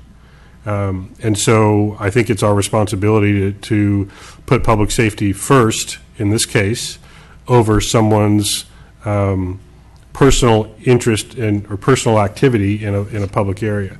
We regulate other things regarding public safety, and I consider this falling within that realm. So I do think it's our responsibility in that way. Can I just add a Mueller, clarification? What I heard from Councilmember Chilton was an issue with really regulating chewing tobacco. Was there more to it than that? Well, it has to do, I am fine with the cigarette smoking. We throw in electronic cigarettes and nicotine devices, hookahs, that's funny, and other synthetic smoking products, use of smokeless tobacco. So I have a problem with the e-cigarette and the smokeless tobacco piece of it because, I mean, I'm not pro chewing tobacco, but yes, that's the bottom line. It's the regulation of the smokeless tobacco. When it says smoking and it says cigars and pipes and hookahs and clove, that's fine. That should be part of an ordinance. I'm and I agree with that. Right. So your issue is really primarily the chewing tobacco and the e-cigarettes. Yes. Okay. And then what I was agreeing with, I'm asking these because I said I agreed, so I wanted to make sure that we all are understanding. And Councilmember Dornbecker was suggesting one place in one park that was designated smoking.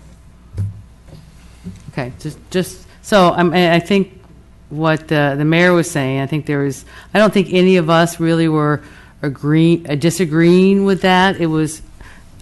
I really think they were kind of just small exceptions that the three of us now were suggesting. And I disagree with those exceptions because I don't think that they're appropriate. The example I was using about seatbelts, it doesn't matter what kind of car you're driving or where you're driving it. There's been a clear conclusion that public safety trumps somebody's wanting to sit, unsecured in their own vehicle, and then the implications of that choice and how it affects the rest of the community in the sense of significant injury and fatalities that are caused on the roads that then the rest of the community needs to fund and deal with. So it's not an exact correlation, but these are public impacts in public areas, and I don't think making an exception in one public area makes sense. I don't. Councilmember Hall, did you have any comment? I'm ready to make a motion to move this thing along, and my only comment to smokeless tobacco, having grown up in Texas and played baseball and stepped on numerous wads of chewing tobacco in parks, typically rolled up in gum, is that I would vehemently agree that they are not things that we need to necessarily support in our parks. And I mean, There is no way that you can get away from someone who is smoking. It just does not happen. You designate a part of a park where someone can smoke, and the people that don't smoke are going to get to enjoy it, whether they want to or not.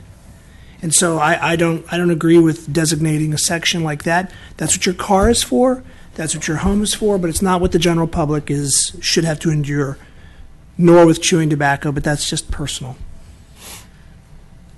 With that, I'll make a motion to introduce and waive the reading of ordinance number 15-430, amending code section 12.12.290, designating town park and recreation areas as no smoking areas, and prohibiting the use of tobacco products as defined below, and marijuana in town parks and recreation areas, and 12.12.300, penalty for violating section, gosh, this is crazy, 12.12.290, prohibiting tobacco and marijuana use in town public parks and recreation areas enforcement. And I'll second that motion. Is there further discussion? Seeing none, there's a motion and a second. All in favor of the motion? Aye. Opposed? No. No. No. So 3-2, that motion fails. So we do not adopt that ordinance. So Can I introduce a motion? I assume I can. I would like to introduce a motion for ordinance number 15-430. Can I say repeating what Councilmember Hall just said? Thank you. With the change in item 1 under 12.12.290 to strike the term electronic cigarettes and similar nicotine devices to simply say not limited to cigarette smoking, cigars, pipes, hookahs, clove, or other smoking products is prohibited. Also striking use of smokeless tobacco, including chewing tobacco.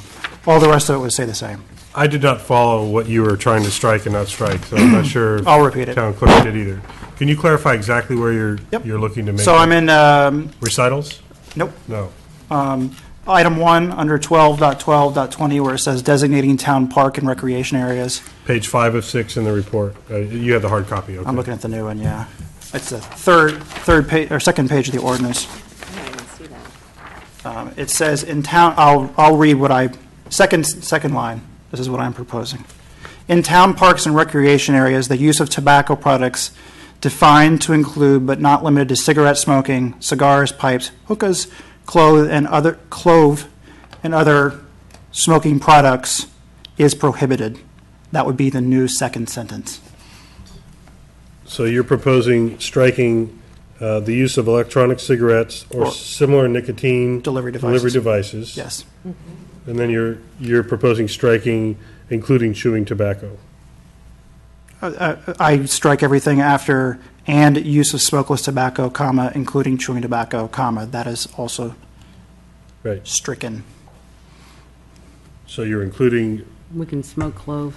or other synthetic smoking products is prohibited? That's what you're proposing? I struck the word synthetic. I can second that. Just so, Mr. Mayor, if I may, just. Yes, please. Just so we're clear, they will then read the use of, going to that same sentence, in town parks and recreation areas, the use of tobacco products defined to include, but not limited to, cigarette smoking, cigars, pipes, hookahs, clove, or other smoking products is prohibited. And I suppose, yes. And then I suppose you mentioned the recitals. I would strike item G and H. It's referring to something that would no longer be in the ordinance. Oh, and the recitals. Does that make sense, Town Attorney? Smokeless tobacco and electronic cigarettes in G and H. Yeah. Yes.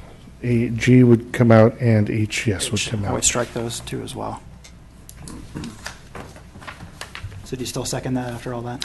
Yes, I can still second that motion, Councilmember Chilton. And then Vice relettering of the Mayor other Chilton. sections. Right. I'm just reading through to make sure that as your motion is made, that there are no other references in here. Yeah, I didn't see it. Because I wanted to say, didn't we have something in here about marijuana, not just smoking marijuana, the other marijuana? That is in the next sentence. Aye, but the smoking part The next takes sentence, care of the yeah, marijuana it says, part. in town parks and recreation areas, the use of marijuana or other controlled cannabis substances, including those products legally authorized for use by a qualified patient as set forth in current state law, or those products and substances illegally used or possessed is prohibited. And as you're proposing, that stays in? Sure. Okay. So does staff clearly understand the motion? I do. Okay, there's a motion and a second. Is there any further discussion?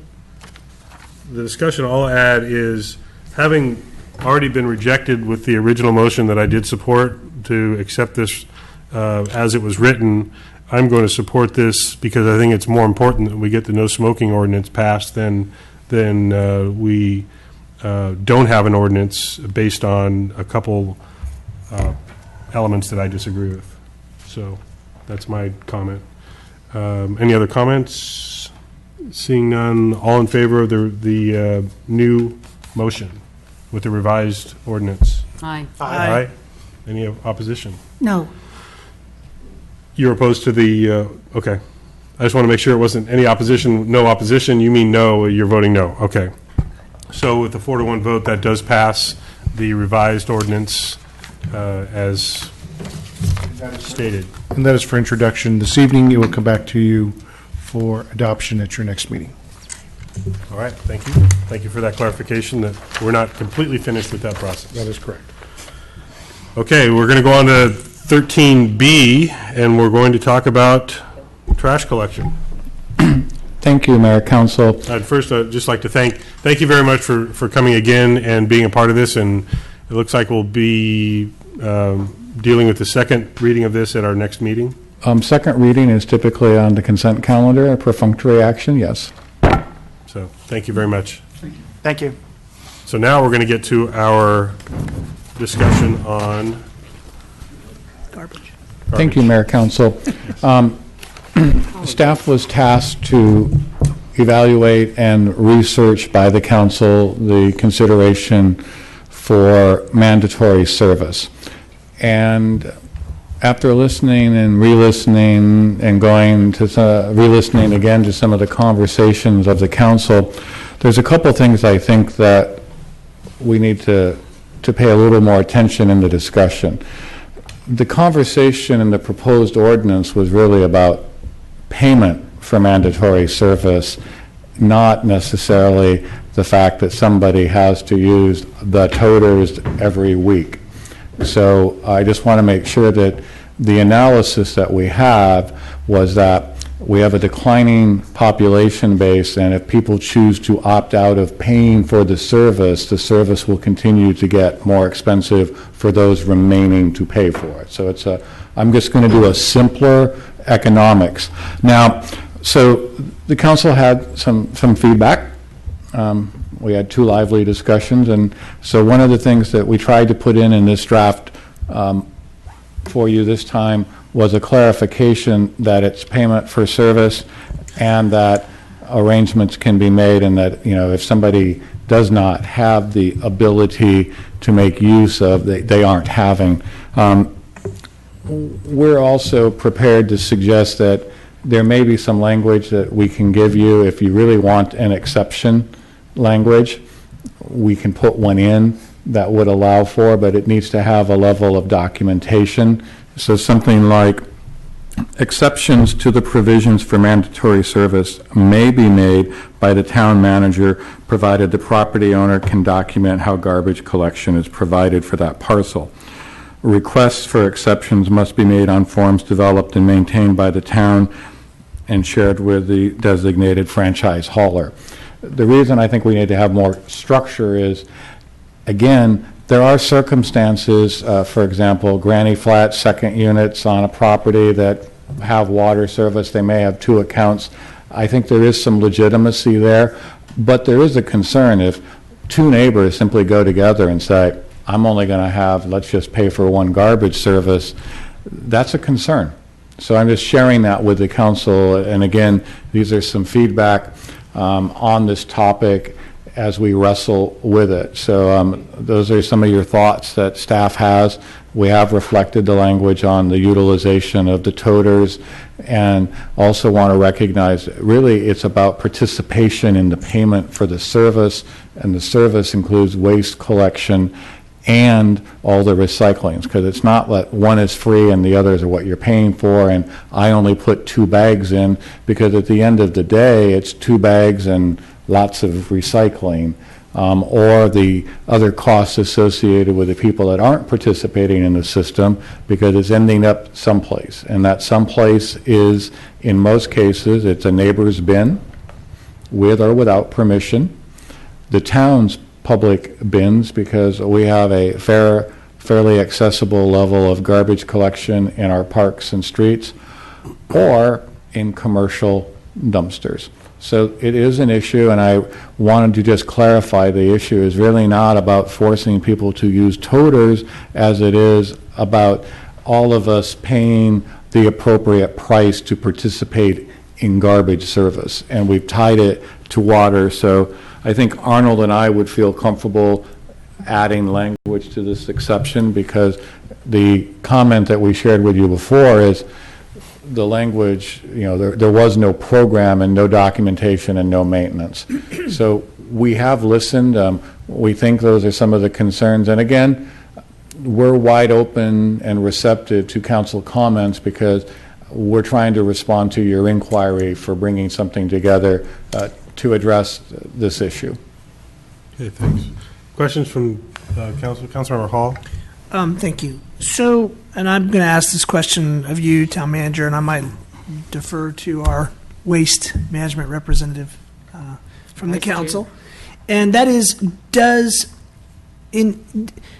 Upper Valley or any of these collectors generate income from recycled products, meaning that they turn around and resell them back to those companies that use and manufacture things from recycled products? I can answer that question, and honestly, on some given years, the answer will be they may generate a small level of profit, but in the overall scheme, some of the product and the waste and the costs associated with the separation based on market value may not be there. So, but they do have the potential to generate revenue. And then my second question is, with regards to the yard waste and or green waste, do they have the ability to generate income from those particular inputs as well? Yes, and I kind of sense where the conversation's going, so I'll also indicate that all of those revenue streams are addressed in the overall rate structure. So in some ways, those are parts of that. But I would also say, for example, Upper Valley operates a compost, so you can go buy compost from them out of all of the green waste, and Councilmember Mueller might be able to reflect. But the revenue stream is monitored by the franchise, by the JPA, and all of those factors, and that all of that gets dumped into the collective discussion, as well as the fixed costs of service, labor, equipment, and the bins. I don't know if Councilmember Mueller wants to add more to that. Well, the story is quite a bit more complicated. I'll try to keep it We don't need to hear the a entire little story. simplistic. There are actually 2 companies, the solid waste company, where everything gets dumped up at the landfill, and there's a separate company that we do not guarantee this. Basically $1 million that the JPA guarantees the waste company. They're an independent company, although they're quite related, and that's behind Rutherford Grove Winery off of 29. So that's where all of our recycling goes. But what we do pay in our rate as ratepayers is that we've spent about $1.5 million recently upgrading the facility at the dump. And what they actually do now, when all of the brown bins go up there, they actually do a separate recycling through that. So they actually then go through and take out stuff that people inadvertently put in your brown can, and then they take it over to the facility behind Rutherford Grove. So it's a separate company where the recycling goes, but yet we do pay for some of that to even increase the amount of recycling we already do manually at our houses. And I should clarify, part of the equation and also what drives part of the cost is the state of California's laws regarding mandatory garbage diversion. AB 939 is a paramount legislation in California, and it dictates the amount of recycling and source separation that each entity needs to. We're currently well in compliance, and that target is expected to be reviewed in the next several years as part of the greenhouse gas and climate sustainability discussion. So in some ways, part of the collection structure that we all pay for is a product of our recycling component and the goal of diverting stuff from the landfill so that we don't overutilize the landfills earlier than they need to be. So that's, and I will point out that the potential fines for violating AB 939 are not with the waste hauler, they are with the town. So if we don't meet those compliant goals, then the town is the one that has to develop programs and strategies to get us there. And right now, that's what was really the driving force in most California communities, recycling and green waste, and that's where you're seeing the current dialogue on food waste and things like that to even. So really, as the conversation moves, it's the waste stream removal, which includes recycling. Did you have follow-up or additional questions, or did you get your questions answered? Yes, I don't have any questions at this time. Any other questions? So just, Steve, to be clear, I don't question the intent of getting people to pay for their trash pickup. What I have been questioning is the burden that some people are going to be put, the burden that will be put on some homeowners. If we are saying, in the language, as far as I can tell, still says, no, you don't have to put your bins down at the curb every day, but you have to have all 3 bins. And we have many very small cottages and small properties, and we have multiple addresses on the same properties, let me finish, where there's an abundance of bins that then get put curbside, sometimes for a weekend or at least a day. And so I just want to be very careful that while we are gathering the appropriate revenues from people that should be getting garbage collection, we are not unfairly burdening homeowners by saying you have to have these bins even if you never use them. Correct, and let me draw your attention to what we have inserted, and if we need to modify that, the language that was inserted is notwithstanding the foregoing recital, it is not. Can you point us to where you're reading, please? I'm in the staff report. Where in the staff report? You're talking about the bold italic? The bold part, right. Notwithstanding the foregoing recital, it is not the intent of the town council to impose the physical weekly utilization of recyclable bins if the waste collection customer does not have the need to do so, and the town recognizes not all waste customers may have need for green waste or other recycling waste disposal on a weekly basis. I understand this paragraph, but in the ordinance, it says you have to have collection of all 3 levels of trash.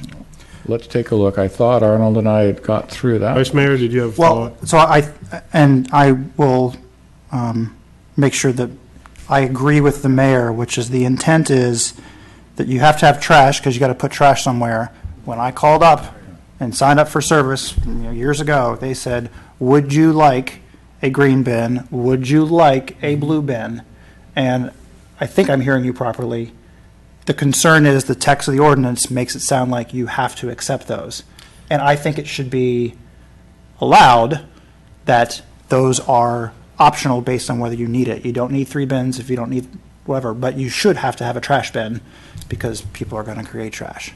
Yeah, I'm fine with Is that right? the requirement of the solid waste brown bins. I get that. And the fact that every property owner is going to generate some level, sometimes small, sometimes larger, of waste, solid waste. So I get that everyone needs to pay into the system to be fair to all ratepayers. It's just that burden that I see from requiring those other bins to be on the premises. Whether they're taken down to the curb every week or not, that only deals with part of that issue. Because I personally don't take all 3 bins down every week. No. And as I mentioned before, I seem to remember that we were discouraged from taking bins down that weren't full. Correct.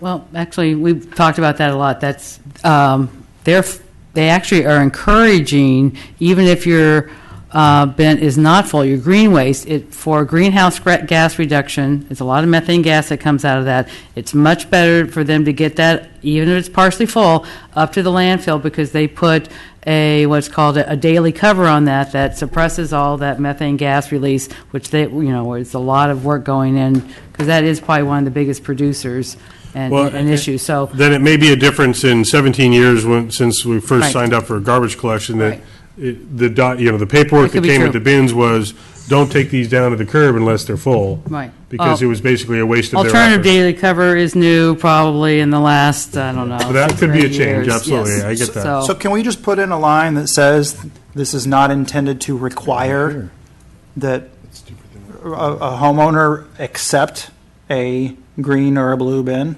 Can we just put that in there? I'm totally fine with that, because if you call the company, they don't want to bring anything out that you don't want. Does that solve the problem? Well, what might solve the problem, if I understand the exception clause that the town manager is proposing, if we have the ability to make exceptions given certain property conditions, that may resolve it also. I'll tell you what we're going to do here. While staff is looking this up, I know we have one member of the public that wants to comment on this, so I'll invite you to come up, sir, and speak on the item you came here for. Do we need to open the public hearing? This isn't a public hearing. I used to come to the meetings in the past, but I'm getting too old for this. Yeah. 79. Oh, yeah. it's not public Let me just read what I got here. It's probably the best thing for me to do. Since 1976, my wife, and I'll give you a history lesson too. Since 1976, my wife and I have owned 2 parcels of property in Yachtville. A parcel at 6645 Yacht Street had a home on it and active connections to the town's sewer and water system. The other adjacent parcel, 6645B Yacht Street, had previously had a home on it, but it burned down in 1970, which most people don't know that. See, there were connections to the town. Oh, yeah. There we go. We want to make sure the world can hear you. I got a big mouth, so they really don't need it, I don't think. But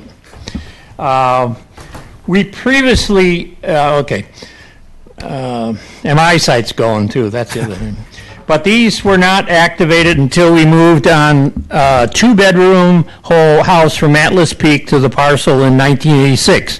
Came down Silverado and over the yacht and moved down there with the town approving, et cetera.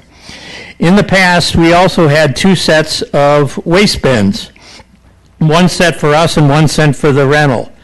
However, due to the recycling requirements implemented several years ago, we found only one set was needed for both houses. And since then, we have only one set. And these parcels are right adjacent to each other, and they're not next to they're not the place. Don't get me confused with the people that are next to us that have abandoned cars in their front, et cetera. I'm right at the end of Mount Street, and a beautiful white house that sits in the back, and the other white house is next to the Taj Mahal, the big stone place, Mueller. We found that only one set was needed. Our renters have all been long-term tenants of many years, and we have had no problem getting our trash and receptacles in the one set. As an aside to that, when you're talking about affordable housing, I have never charged over $800 a month for a 2-bedroom place there.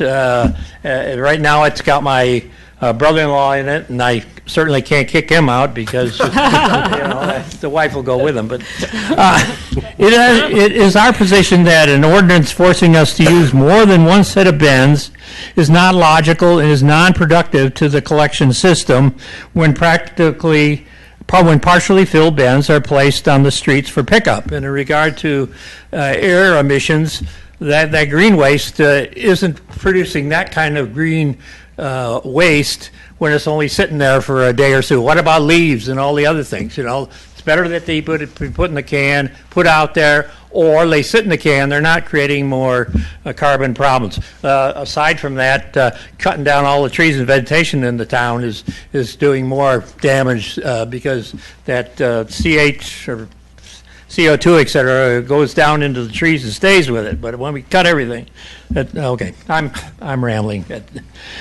I have when they are. I'm sorry. Okay, it should be noted that over the years, I've seen people drop their dog waste in our bins when they are out on the street from Sunday evening till early Monday morning. I have no quarrel with this, as I rather have them do that than throw the droppings, which generally are in the bags the town supplies, thrown into the bushes, which I have also witnessed.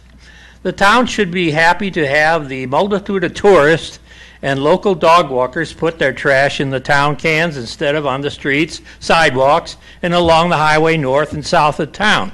I also have a neighbor on Starkey who owns a duplex which consists of a 1- and 2-bedroom unit together. He uses it only one set of bins, and they're totally adequate for the property. Now, I've got new houses around me on Jefferson that have granny units, et cetera, and they only have one hookup. Well, why shouldn't they have one water hookup? Well, why shouldn't they have 2 hookups? Well, anyway. Again, I believe forcing my neighbor and forcing me to have 2 sets of containers is not logical. The newspaper article, I was reading the newspaper, I only got the staff stuff tonight, states that certain rate payers are trying to avoid the costs associated with property ownership. No demographics are provided to demonstrate who these owners are. Are they owners who come here only a weekend and or on events sponsored by the town, or are they properties being rented by the month, etc.? It would be interesting to know how many of the properties have maintenance gardeners or others to care for their property. These type of owners probably do not drive down to the park and dump their stuff in the town, their trash in the dumpsters. More likely, the trash in the town parks comes from the people outside the town. Finally, where are the statistics for which businesses have a trash problem of unauthorized use of their dumpsters? More important is whether the dumpsters are kept in their fenced areas during the week. If they aren't, they should be, and secondly, or should have locks on them like they do at the shopping centers in Napa. So, to make a long story short, I would, and as I told Rogers just before the meeting, both the bills, both the water bills I have are in my name, but they're 2 separate parcels. So, why am I, and I don't need them. So anyway, in conclusion, I suggest that town personnel do some dumpster diving when a problem comes to their attention and determine what is being dumped. I was providing with you a little humor. Okay. Thank you for R.W. Wooster is the name, by the way. Thank you very much. Council, some additional information in response, and also I think we've come up with some language we'd like to propose.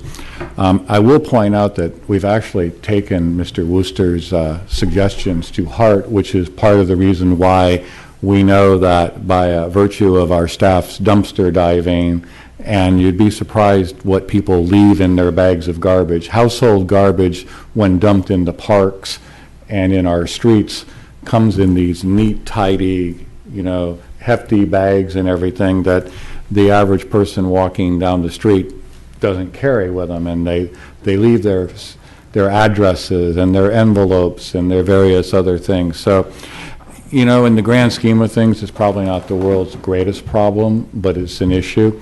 But I do digress. We've been working on crafting what we think is an additional recommendation language to clarify that exceptions can be made. And I'm going to read it slowly, because our hope would be that if you like it, we'll include it in your motion. And if not, then you'll make that decision as well.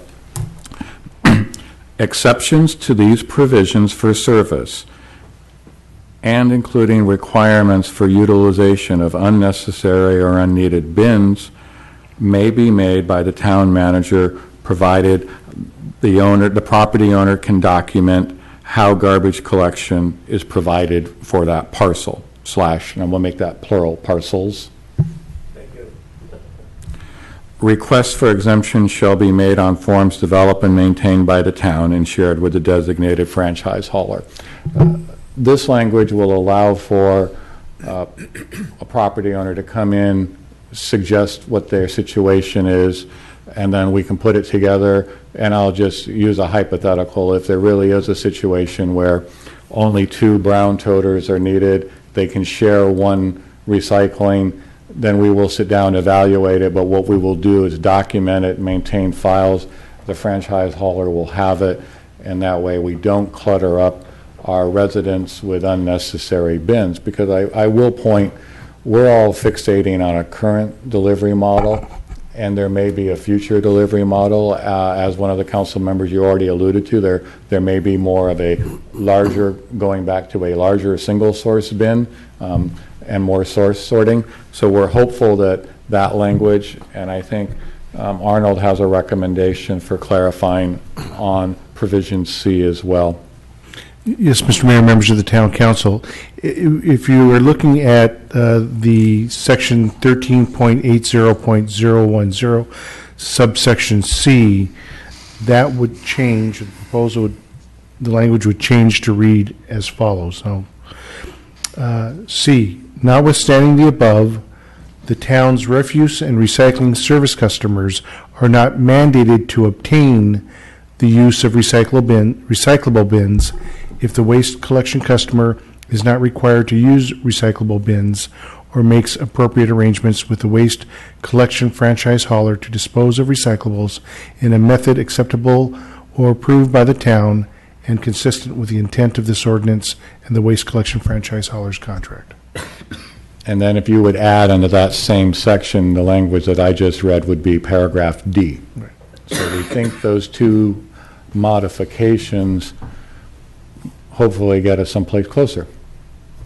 Right, and since I've been the one making all the noise about this, it does satisfy my concern that if, just say, a very small property owner, the property owner may not be small, the property might be small, a small cottage, for example. We have some areas where there are clusters of small cottages, and there's not a whole lot of room around the homes. So to require large bins for every single one, that's my concern. So I totally understand the requirement to have waste disposal service and pay for that as part of the home ownership or the rental of the property.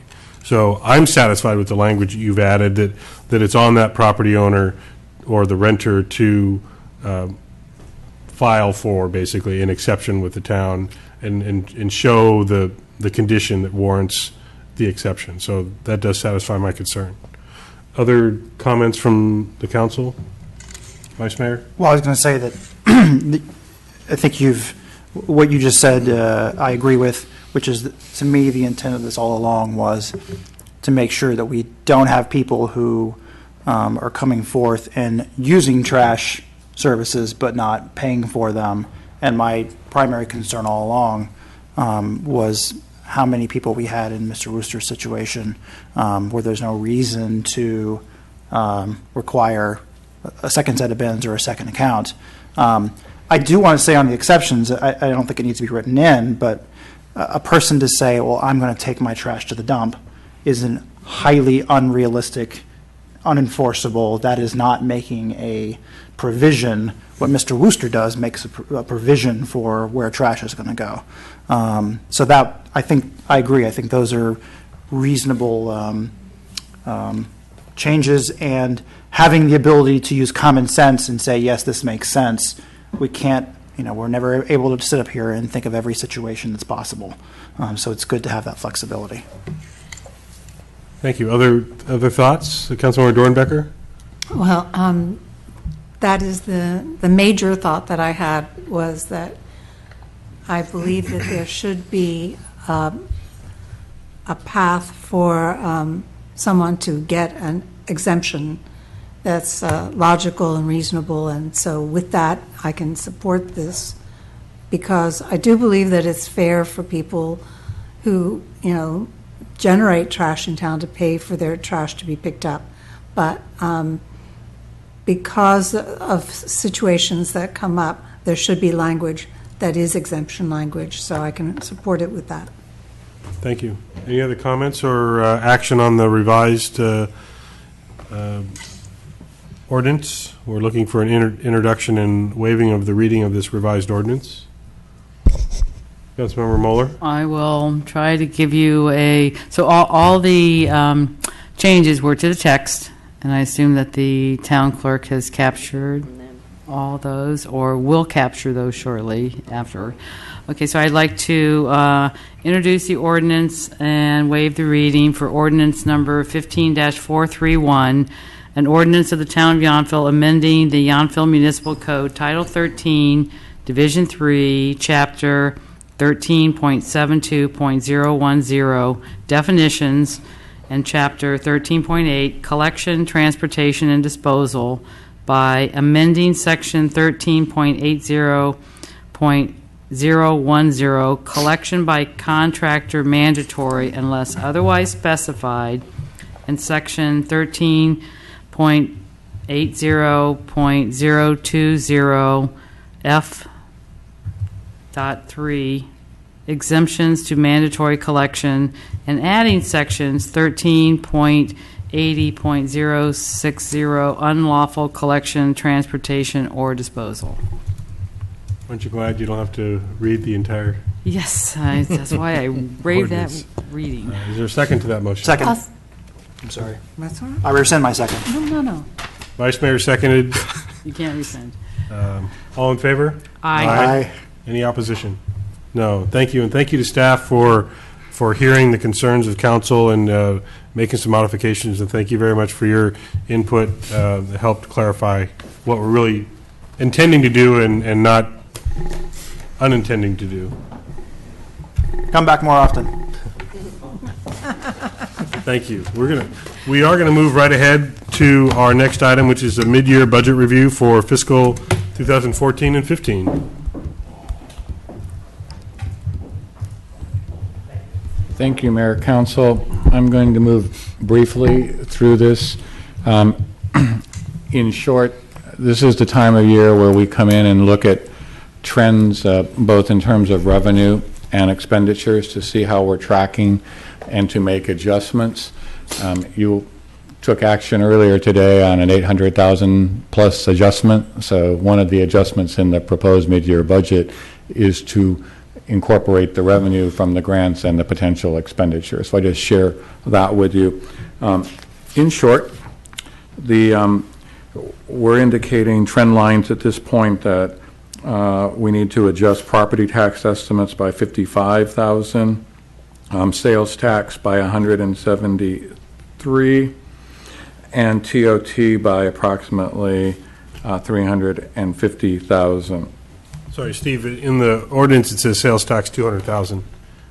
200,000 for sales Correct. tax? You said 170. I'm just giving you where the trend line, I'm sorry, yeah, I'll get to the recommendations. Okay. But it's, so in highlight, we have a miscellaneous revenue adjustment of 130,000. And I do want to highlight the miscellaneous revenue adjustment. If you remember, we received our retrospective premium adjustment for participation. So that's why you won't always see that. But this year, we're projecting a proposed amendment of $735,000 in revenue.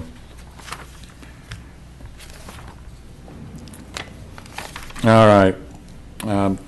The good news is we have some expenditure adjustments. Expenditure adjustments are not always as a result of increased cost. In some cases, they're a combination of programs and some things. The first thing is we need to spend more on community promotion because we've expanded the wayfinding signage program, which has a revenue stream, and the Arts Commission through their public arts program and some of their things. So the increase in the expenditure is actually revenue neutral with the revenue coming in, but the budget needs to be amended to reflect the increased level of expenditure. There will be a theme on the next two items. I need to have a small adjustments in both the finance and the planning and building staff budgets for temporary staffing to support the maternity leave of two of our employees. We just do not have, our internal structure and the budget does not have the capacity when we have the number of employees we do to absorb two long-term tenured employees that will be shortly taking maternity leave. So this is a budget adjustment. Steve, why is one 4 months and one 5 months? Just anticipation on what they've told us they intend to do. Okay. In terms of what they're legally. So it's our projection at this point. A modest amount to cover increase in contract services for the library. And then I also mentioned the approximately $830,000 in the revenue receipt and the expenditure for the Cal Home. So the summary of the proposed adjustments reflected on the resolution that we're asking for your consideration tonight includes $740,750 in general fund revenue adjustments, expenditure adjustments in the amount of $151,000 for the general fund, a wastewater contract services increase for $6,000, increase in the tourism assessment and the offset expenditure for the NVIT, which is a pass-through again, and then the housing grant fund revenue adjustments of $830,000. With that, if there's any questions that you have. Vice Mayor? Are we essentially leaving excess revenues in an unallocated fund? We've got $740,000 more than expected, but only $151 being expended. You will do, correct. We're anticipating right now, you're right. So we're not adjusting, we're not spending. Okay. No. What you will see is we're building, and then we'll deal with that at year end. Okay. But you've asked us to be more, when we do a trend adjustment, here the good news is you're right. Your revenues are going up and your expenditures are not going up by as much as the revenue is, which means the end of the year result should be favorable. Thank you. Any other questions? Nope. Any member of the public want to comment on this? No? Further discussion or action by the council? Would you like a motion? Sure. A motion to approve resolution number 15-3229, approving mid-year budget adjustment number 2014-15-02 for fiscal year 2014-15. Second. All in favor? Aye. Aye. Thank you very much. That passes unanimously. Moving on to reviewing our board, committee, commission, ad hoc, subcommittee assignments. Your annual review. So this is your annual review for council members serving on regional boards and commissions, and also your council ad hoc committees. The current recommendation for this year is to dissolve the Sabrina ad hoc committee. As the planning director advised, that work has been concluded and is no longer needed. And then no other changes are recommended at this time. It's up to the discretion of council to discuss current appointments. If you want to maintain them, the action would be to reaffirm existing appointments. If there's a desire to change representation, then take a look at the chart and let us know what that might be.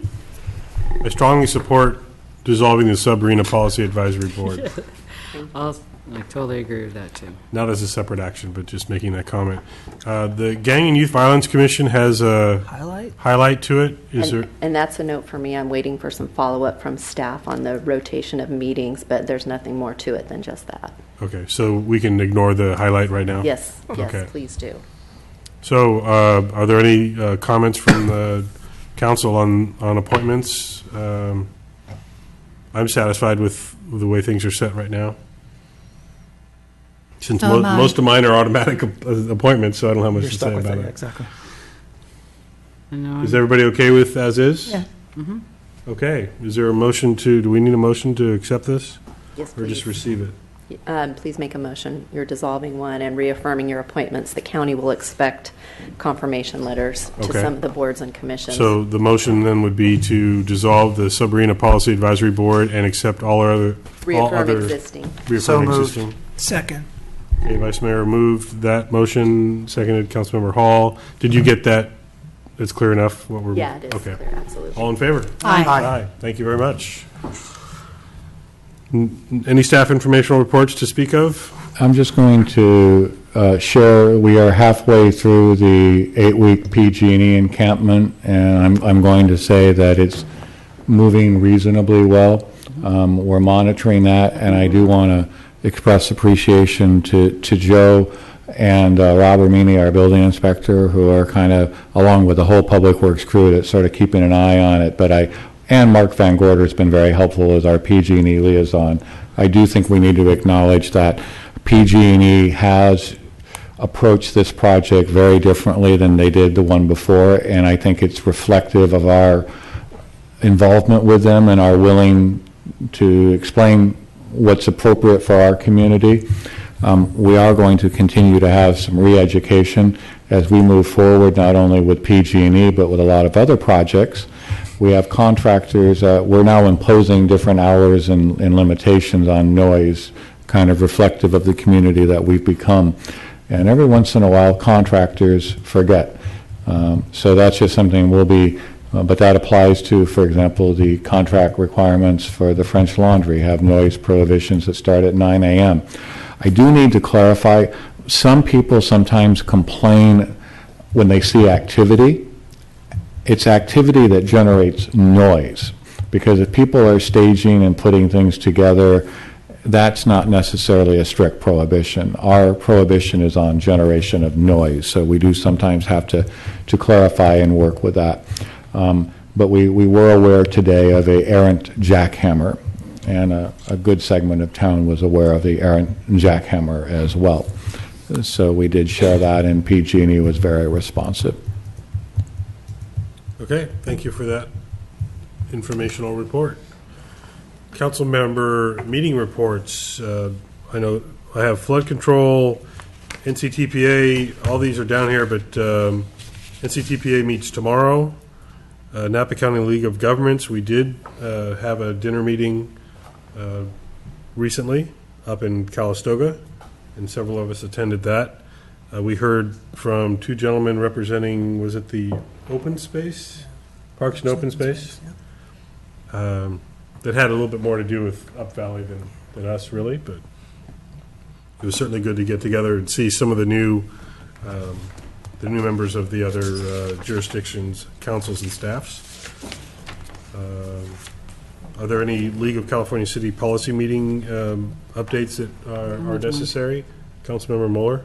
Yeah, I attended the Environmental Quality Committee last Friday in Sacramento, and just briefly, cap and trade money is coming in, and we'll probably have $1 billion this year in 2015, and they're really expecting it to significantly increase to maybe $5 or $6 billion next year. So we can all apply for a lot of those funds. They'll go for all sorts of things, and but one of the things that they're linking them to that we have to actually show, demonstrate with actual numbers, decreases in greenhouse gases to access any of these funds. So I know we're working on that, but it's they're using all of our climate action plans to really kind of hold like the sword of Damocles over our head, and like, where are your numbers before we give you next money? So those are real things that they've kind of linked. And our the solar panel ordinance, I know that I saw some mention of that in the monies we just approved for, I think, Sandra's position, that there's some discussion about that. That's due, we have to have that completed by September of this year as a town. And the two major items that we'll be working on in our policy committee, 1 and 2 is water, and 2 is solid waste. So we'll be hearing more about that later. Thank you. Councilmember Dornbecker, your report? Yes, I attended the League of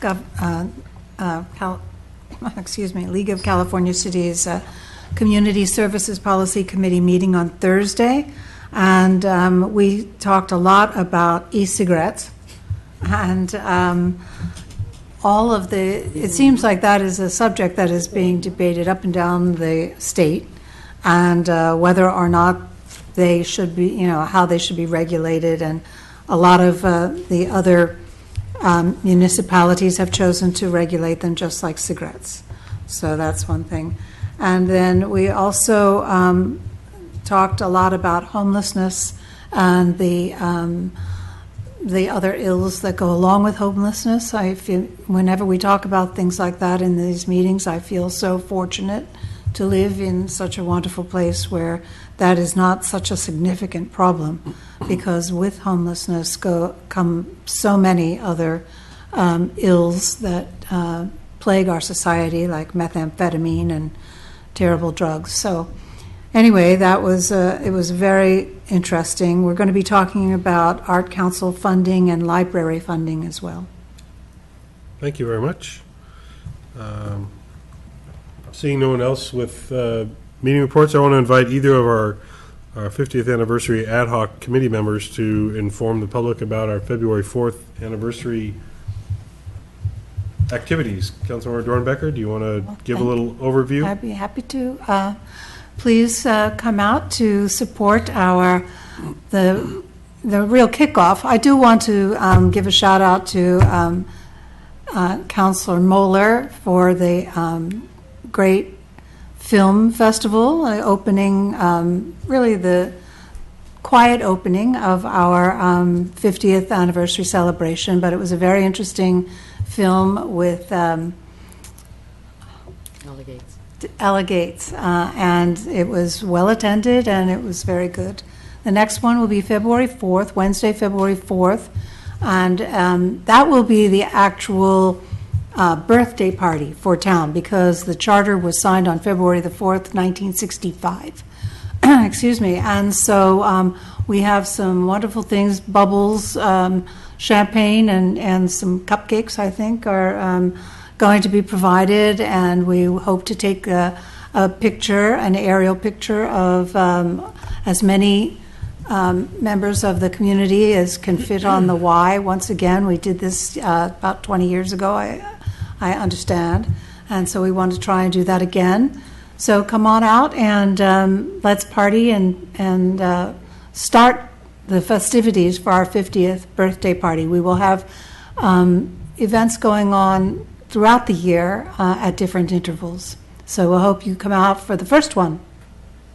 Thank you. So my understanding, people are being invited to show up at the community center about 4:45 on February 4th. That's great. And then Sorry. they'll be staging, depending on how many people, they'll be staging to get prepared to try to shape as much of a Y as we can now the intersection has changed, but Correct. In the modified Y, we will be doing it. And maybe it'll be a lowercase y instead of an uppercase y. Or cursive. But I will say, there'll also be the unveiling of the historic Yount millstones, and we will be putting some signage up. I will need to remind folks that in order for all of the people to safely get into the street and out, that they can expect a traffic delay that day while that photo, while we assemble everybody, get a couple shots taken and then get back. But I will acknowledge that Domaine Chandon will be providing the champagne and the Bouchon Bakery, the cupcakes. So it's a great thank you and appreciation to some of our community businesses that are helping to launch the celebration of this year, our 50th anniversary celebration. So, just one of many parties and activities throughout the year, yes. We probably should focus more on many activities throughout the year rather than parties. But Well, yes, there are a couple. we'll see. I think there'll be some fun events as well. Call it what you will. Great. So, seeing no other reports or announcements. I have an announcement. Oh, you do have an announcement? Go ahead, Councilmember Hall. Yes, this Saturday, if you have not gotten your tickets yet, please do so. Are there any left, Steve? For the Kiwanis Crab Feed. I bought 2 this afternoon. There were I think there are now only 3 left. They're going up in price. You can get them on, You can get them online or at Hill. I don't even know what they call it. Hill Estates there on the corner of Mulberry and Washington Street for this Saturday at 7 p.m. Actually, 5. 5:30. Thank you. Tells you how good my timing is. Check your tickets. Yeah. You're at the 5:30 wine tasting, 7 p.m. dinner. There you go. Thank you. That's all I have. Okay. Seeing no other business, I'll entertain a motion to adjourn to our next meeting, which is Tuesday, February 3rd. It's So moved. 6 p.m. Oh, we do have to, that's right. Oh, closed We session. do have closed session. Sorry, I was jumping all the way to the bottom. Rats. We have more business. So I'll invite members of the public to please leave at this time. Thank you for attending. Thank you. And we will adjourn into closed session. Do we anticipate any reportable action? All right, thank you very much.